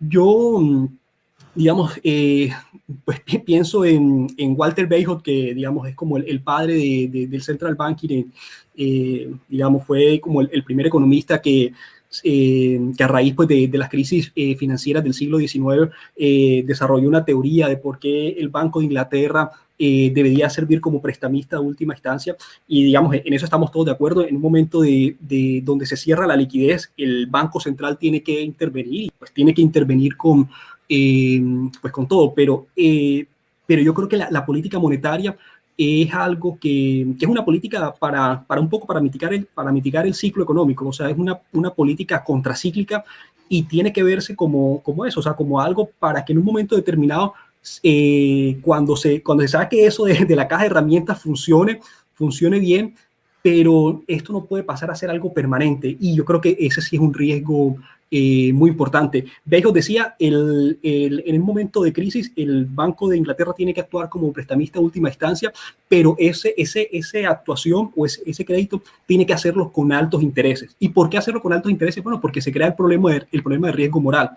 Y yo creo que a nosotros nos puede pasar un poco eso. Nosotros, es verdad que estamos en una crisis, digamos, me puse a revisar a raíz de la discusión sobre la Gran Depresión y eso, me puse a revisar las cifras del PIB. Efectivamente, la del año pasado ha sido la mayor caída del PIB, pero no sé, yo tendría una visión diferente si no hubiese pasado lo que pasó con la reforma tributaria. Entonces, de que esto sea por una única vez, yo no sé si con ese precedente, en 2 años, cuando nos sentemos a hablar y tengamos que hablar de la reforma tributaria de verdad, porque, digamos, muchas de estas políticas de gasto van a ser políticas permanentes.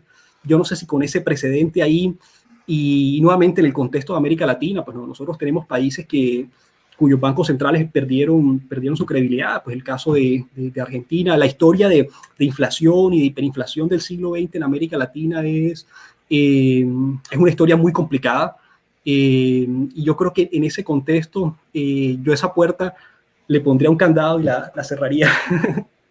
Pero es una visión personal. Yo sé que pues, hay diferentes visiones, pero en el contexto de Colombia, el contexto de América Latina, no sé, es así como lo veo. Juanita, si me permites un comentario corto. Breve, por favor.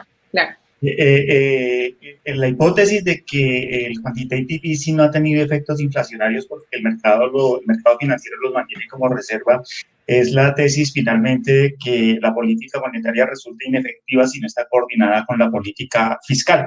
Pues sí, no ha causado efectos inflacionarios, pero uno no puede estar feliz con eso si tampoco ha causado efectos sobre el crecimiento, y en las economías desarrolladas pues la preocupación es esa. Tiene niveles, la política monetaria ha hecho lo que le corresponde dándole alta liquidez al mercado, bajas tasas de interés inclusive negativas en el caso del Banco Central Europeo, pero pues eso no ha generado ningún crecimiento, tampoco inflación, pero no crecimiento. Ese era el comentario. Muchas gracias, profesor Perilla. Vamos a pasar a una pregunta que es dirigida al rector Adolfo Meisel.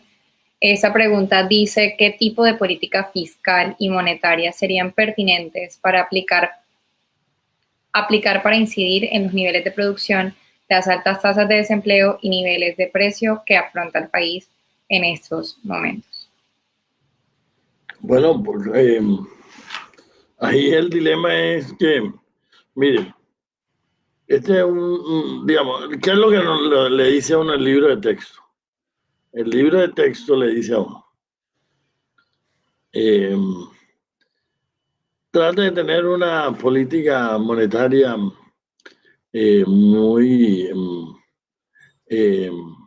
constante, de tal manera que no se pierda el poder adquisitivo de la moneda, y tenga un banco central que esté dispuesto a, cuando haya problemas de liquidez en el sistema financiero, pueda entrar a solucionar los problemas de liquidez. Porque, ¿por qué tiene que solucionar los problemas de liquidez un banco central? Porque los bancos comerciales reciben de los depositantes unas plata, pero por cada peso, digamos, uno consigna un peso en su cuenta corriente o en su cuenta de ahorro, y ellos prestan, digamos, 80 centavos.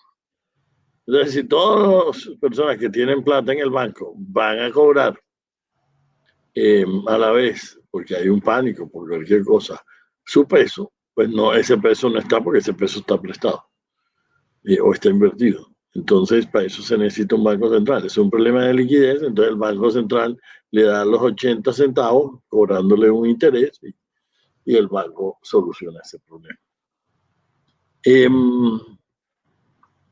Lo otro que le dice el libro de texto a uno es: tenga una política, y eso desde Keynes, tenga una política fiscal que en épocas de caída del empleo, caída del producto, sea expansiva, de tal manera que sea contracíclica la política. O sea, contracíclica. Cuando cae el producto, usted expande el gasto público y estimula la demanda y baja el desempleo y crece más el producto. Eso económica ordenada. Y cuando la economía trate de recortar el gasto público, trate incluso de pagar deuda, de ahorrar, de tal manera que no sobreestimule a la economía. ¿Qué pasa en los países nuestros de América Latina? Que, como decía alguien, y eso no es ahora, eso ha sido durante años y años y años, hacemos las cosas al revés. Entonces, cuando viene la bonanza, nos gastamos la bonanza y no ahorramos mucho. Y cuando viene la vaca flaca, no ahorramos. No teníamos ahorros para eso, y nos toca entonces contraer el gasto, porque si no lo contraemos, vamos para un desastre, para un precipicio. ¿Qué nos debería enseñar esto? Que nosotros deberíamos tener un ahorro, una institucionalidad que evite eso. Les pongo un ejemplo que es maravilloso en eso. El banco, Noruega es un país que tuvo una bonanza de gas y de exportación de petróleo muy grande, y entonces ahorró buena parte de la bonanza. Tenía muchos recursos, tiene muchos recursos invertidos, y su déficit fiscal cero. Vino la caída del precio del petróleo y pudieron expandir el gasto sin ningún problema, absorber la caída. Nosotros vino primero la caída del precio del petróleo, no teníamos ese margen. Viene ahora esta crisis del COVID, no tenemos margen. Entonces, bueno, hay una reforma que sí sirvió bastante, porque siempre decimos, no, las reformas no suben. La Constitución del 91 estableció la independencia del Banco de la República y le fijó unas metas claras. Y eso funcionó, se bajó la inflación, que estaba en dos dígitos, y muy inestable, con costos de todo tipo, de eficiencia, etcétera, y la inflación ha estado cerca de la meta, que es el 3%. Teníamos una ley de responsabilidad fiscal. O tenemos, pero creo que la hemos flexibilizado en esta coyuntura. De eso no conozco los detalles, pero algunos de ustedes lo conocerán más y pueden ampliar eso. Lo que hay que, bueno, pues ahí se debe quedar en el congelador, porque esa ley de responsabilidad fiscal es importante, pero debemos ahorrar en las bonanzas. O sea, Eso es fundamental. Con las bonanzas cafeteras pasaba una cosa buena, que mucha de la plata de las bonanzas iba a los cafeteros, y los cafeteros sí ahorraban, sí ahorraban. Y bueno, ya había unos mecanismos de ahorro en la institucionalidad cafetera. Eso se ha perdido un poco ahora que somos un país petrolero. Ese es uno de los problemas de ser un país. Bueno, no, el problema no es el petróleo. Los noruegos con petróleo y gas no tienen ningún problema. El problema es con nosotros. El problema somos nosotros, no el petróleo. Nuestra débil institucionalidad. Entonces, a eso, en épocas, no en estas épocas, en épocas tranquilas, en la próxima pero siempre vienen las presiones. Entonces, todo el mundo en la bonanza. Pero, ¿cómo vamos a tener unas reservas internacionales tan altas? Gastémonos las reservas. Afortunadamente, pues eso no se hizo. Ahora nos sirve mucho la reserva para darnos mayor estabilidad internacional. Pero hemos debido ahorrar en fondos soberanos para la vaca flaca. Eso le pasa a cualquier familia, pero nosotros somos como la familia que se gana una lotería y termina quebrada. Que se ganan 20 millones de pesos y hacen la fiesta de entrada, vale 10 millones. Le quitan como 7 millones de impuestos, entonces ya nada más son 13, pues nada más entre comillas, pero ya se gastaron 10, para no decir aquel caso que fue famoso de una familia en el pueblo este que queda al lado de Santa Marta, del pueblo de pescadores, que se ganaron en Taganga, estaban oyendo la transmisión de la televisión de la lotería, y ya el último número empezaron a gritar y no oyeron bien y pensaron que se habían ganado la lotería 5 millones de pesos y invitaron a todo el pueblo a la rumba. Y se gastaron un poco de plata y resultó que no se la habían ganado. Y entonces terminaron endeudados. Pues nosotros a veces, cuando nos hemos ganado algunas loterías, como la última bonanza, como muchas bonanzas que hemos tenido, hemos sido derrochadores y no ahorradores, y eso habría que pensar, Muchas gracias, señor rector. ¿Tenemos alguna réplica por parte de los participantes o pasamos a la siguiente pregunta? Listo. Pasemos a la siguiente pregunta, que es para el profesor Vargas. Esta dice: el Ejército Nacional es una de las entidades que podríamos llamar un hueco fiscal, y allí sigue sin siquiera ser cuestionada. En ese sentido, surge la pregunta: ¿por qué gastamos tanto en la guerra? ¿Y cuál es la necesidad de destinar tantos recursos públicos a este rubro? ¿Qué impacto tiene sobre la economía nacional? Bueno, esa pregunta me llamó mucho, desde que la recibí me llamó mucho la atención, porque, digamos, uno puede ofrecer varios argumentos para empezar, digamos, en contravía de esa premisa que allí se plantea, que es un hueco fiscal. Uno puede empezar apelando al libro de texto y decir, por definición, el bien público puro, más claro y evidente de todos, es la defensa nacional. ¿Qué hacen las Fuerzas Armadas de un país?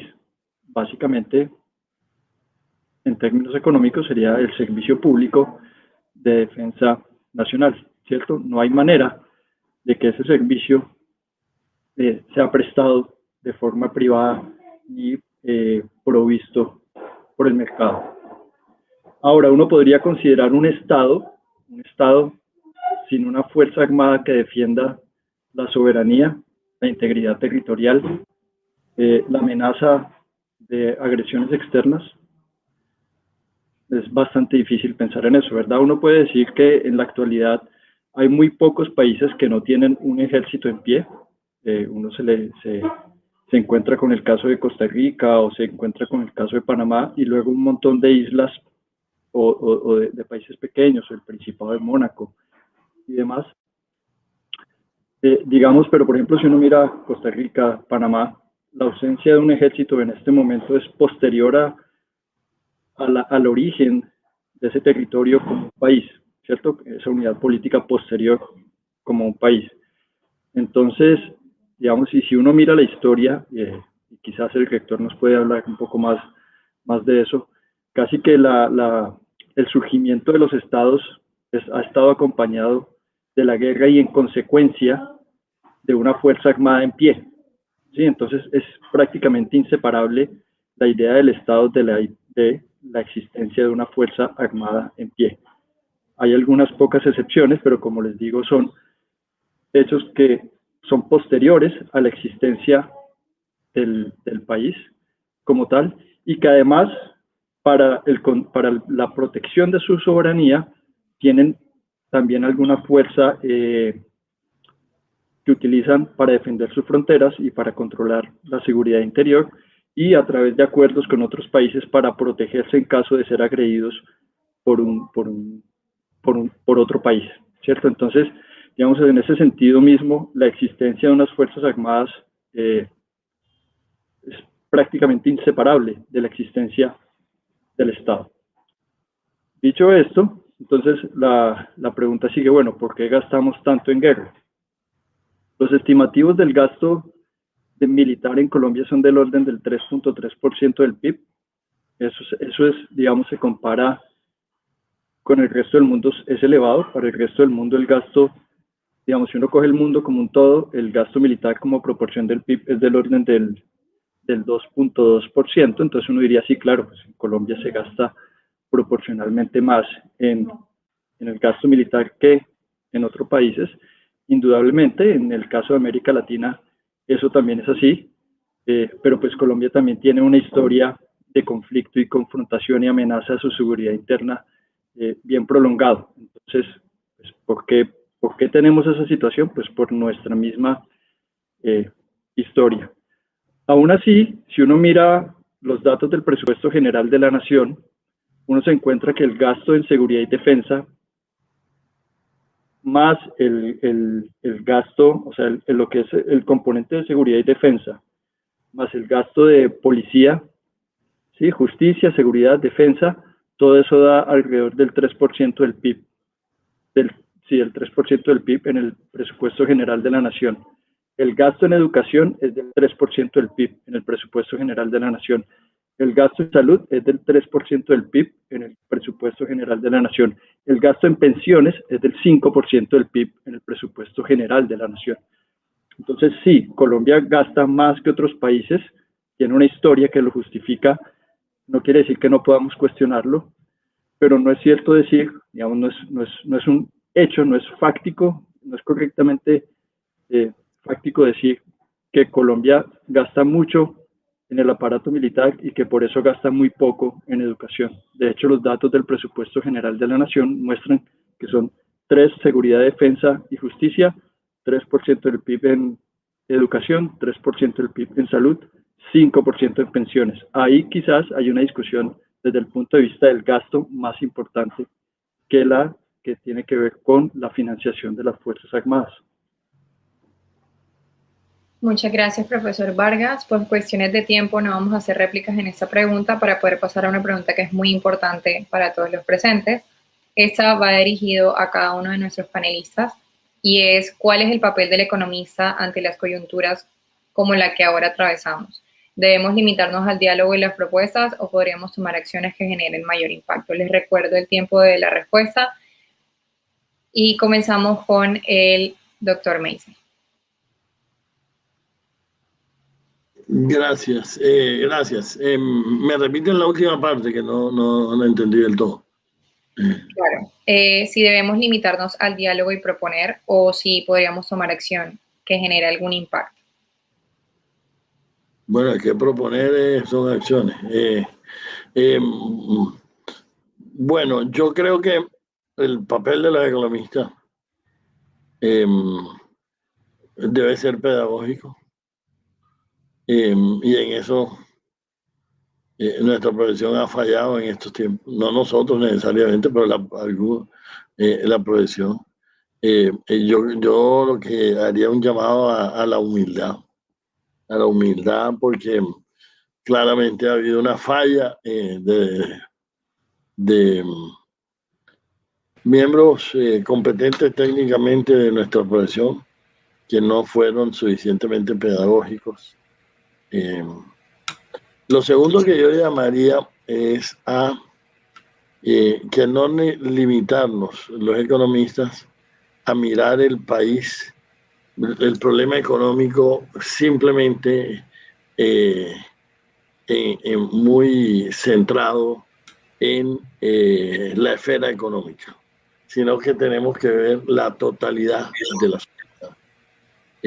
Porque yo creo que buena parte del problema que hubo con esta reforma es que se vio muy en términos económicos. Aquí sumamos, aquí restamos, esta es la elasticidad, y no se vio el gran contexto social.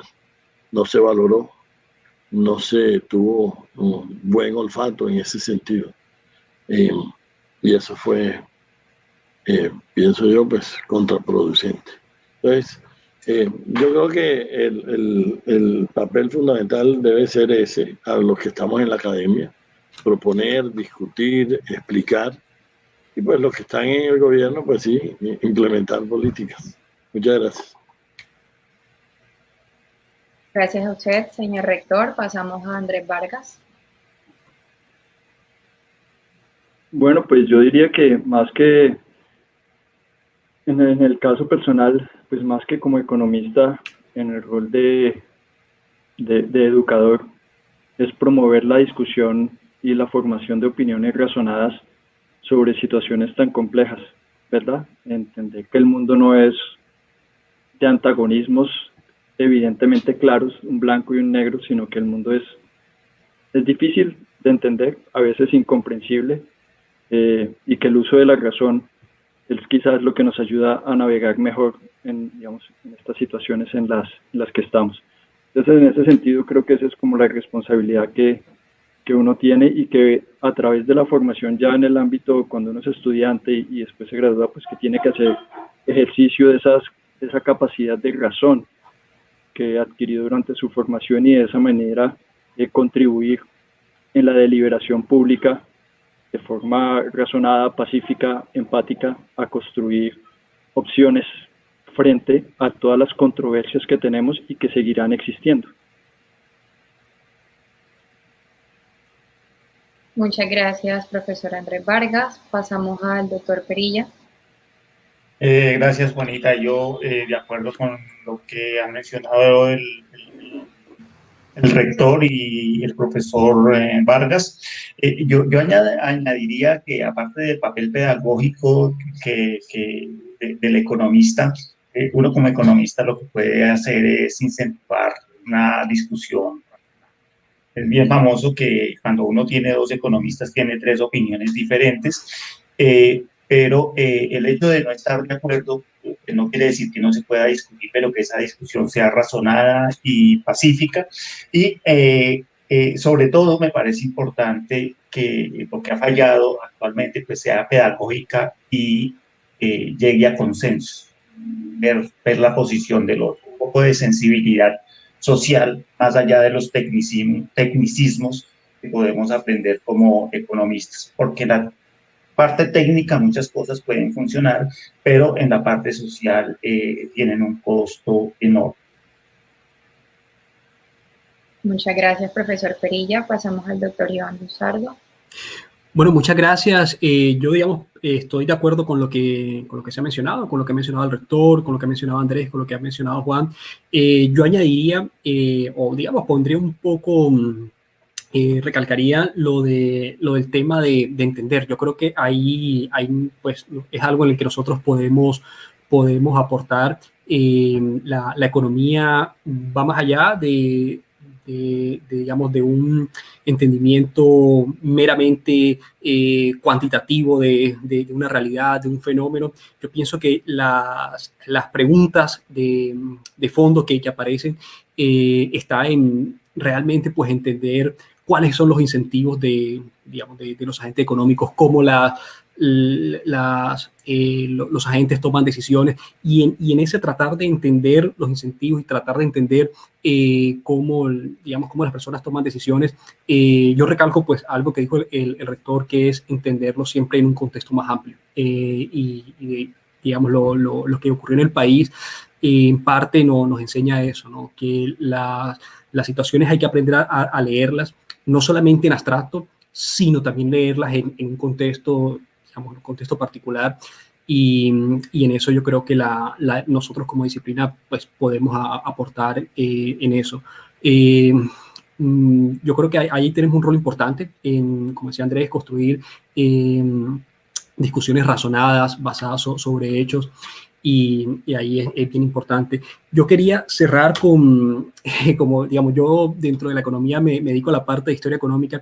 Creo que también la historia económica puede aportar muchas cosas al debate, y en concreto en esta coyuntura en el que, digamos, el país se arriesga a perder el grado de inversión y a perder eventualmente, o no a perder, pero sí a que sea mucho más difícil acceder a los mercados internacionales. Hay ejemplos en nuestra historia que nos muestran cuáles son los costos de esos, y también hay ejemplos en nuestra historia que nos muestran cuáles son las salidas a eso. En el siglo XIX, Colombia no pudo crecer, Colombia no pudo hacer la transición al crecimiento económico moderno, y una de las razones por las cuales el país no podía crecer era por la falta de acceso al mercado de capitales. En el país, por ejemplo, no se podían construir ferrocarriles, y no se podían construir ferrocarriles porque el país no pagaba la deuda externa. Al no pagar la deuda externa, pues no existía, digamos, la financiación para la construcción de ferrocarriles. Entonces, esto tienen, digamos, las decisiones que se toman tienen costos, lo podemos ver en nuestra historia. Y yo quería cerrar, bueno, con un episodio pues positivo, que también nos muestran que hay salidas y que hay soluciones. En los 80, América Latina tuvo lo que se llamó la década perdida, en el que pues todos los países, prácticamente pues todos los países de la región no pudieron seguir pagando el servicio de la deuda, y Colombia fue quizás la excepción, fue quizás el único país que logró, digamos, que no buscó una renegociación de la deuda, y que finalmente pues pudo mantener su acceso al mercado de capitales. La razón detrás de eso fue que el gobierno actuó de manera rápida. Concretamente, pues el ministro de Hacienda de aquel entonces presentó un plan que no solamente fue creíble, fue bien recibido, sino que se hizo rápido, ¿no? Eso quizás contrasta con la situación que hemos visto recientemente, donde el tema de la reforma tributaria se fue postergando. Entonces, ahí también esto pues nos muestra elementos de los cuales uno puede aprender en la historia económica, y se puede aprender tanto de los errores como de los éxitos. Bueno, muchas gracias.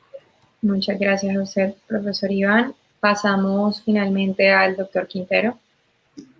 Sí, yo muy brevemente, digamos, en la misma línea de lo que mencionó el rector, creo que el papel del economista sí tiene que trascender la simple planteamiento de opiniones y tomar acciones concretas, y eso va a depender particularmente del campo en el cual se desempeñe. Los que nos desempeñamos en el ámbito académico investigativo, tenemos que tratar de procurar que el trabajo que realizamos, las investigaciones que hacemos, trasciendan hacia la política pública. Eso es como el elemento fundamental. Los que están vinculados en el sector público, yo creo que la prioridad debe ser atender las principales necesidades de la sociedad, identificar qué es lo vital, qué es lo urgente, qué es lo prioritario, y atender fundamentalmente esas necesidades.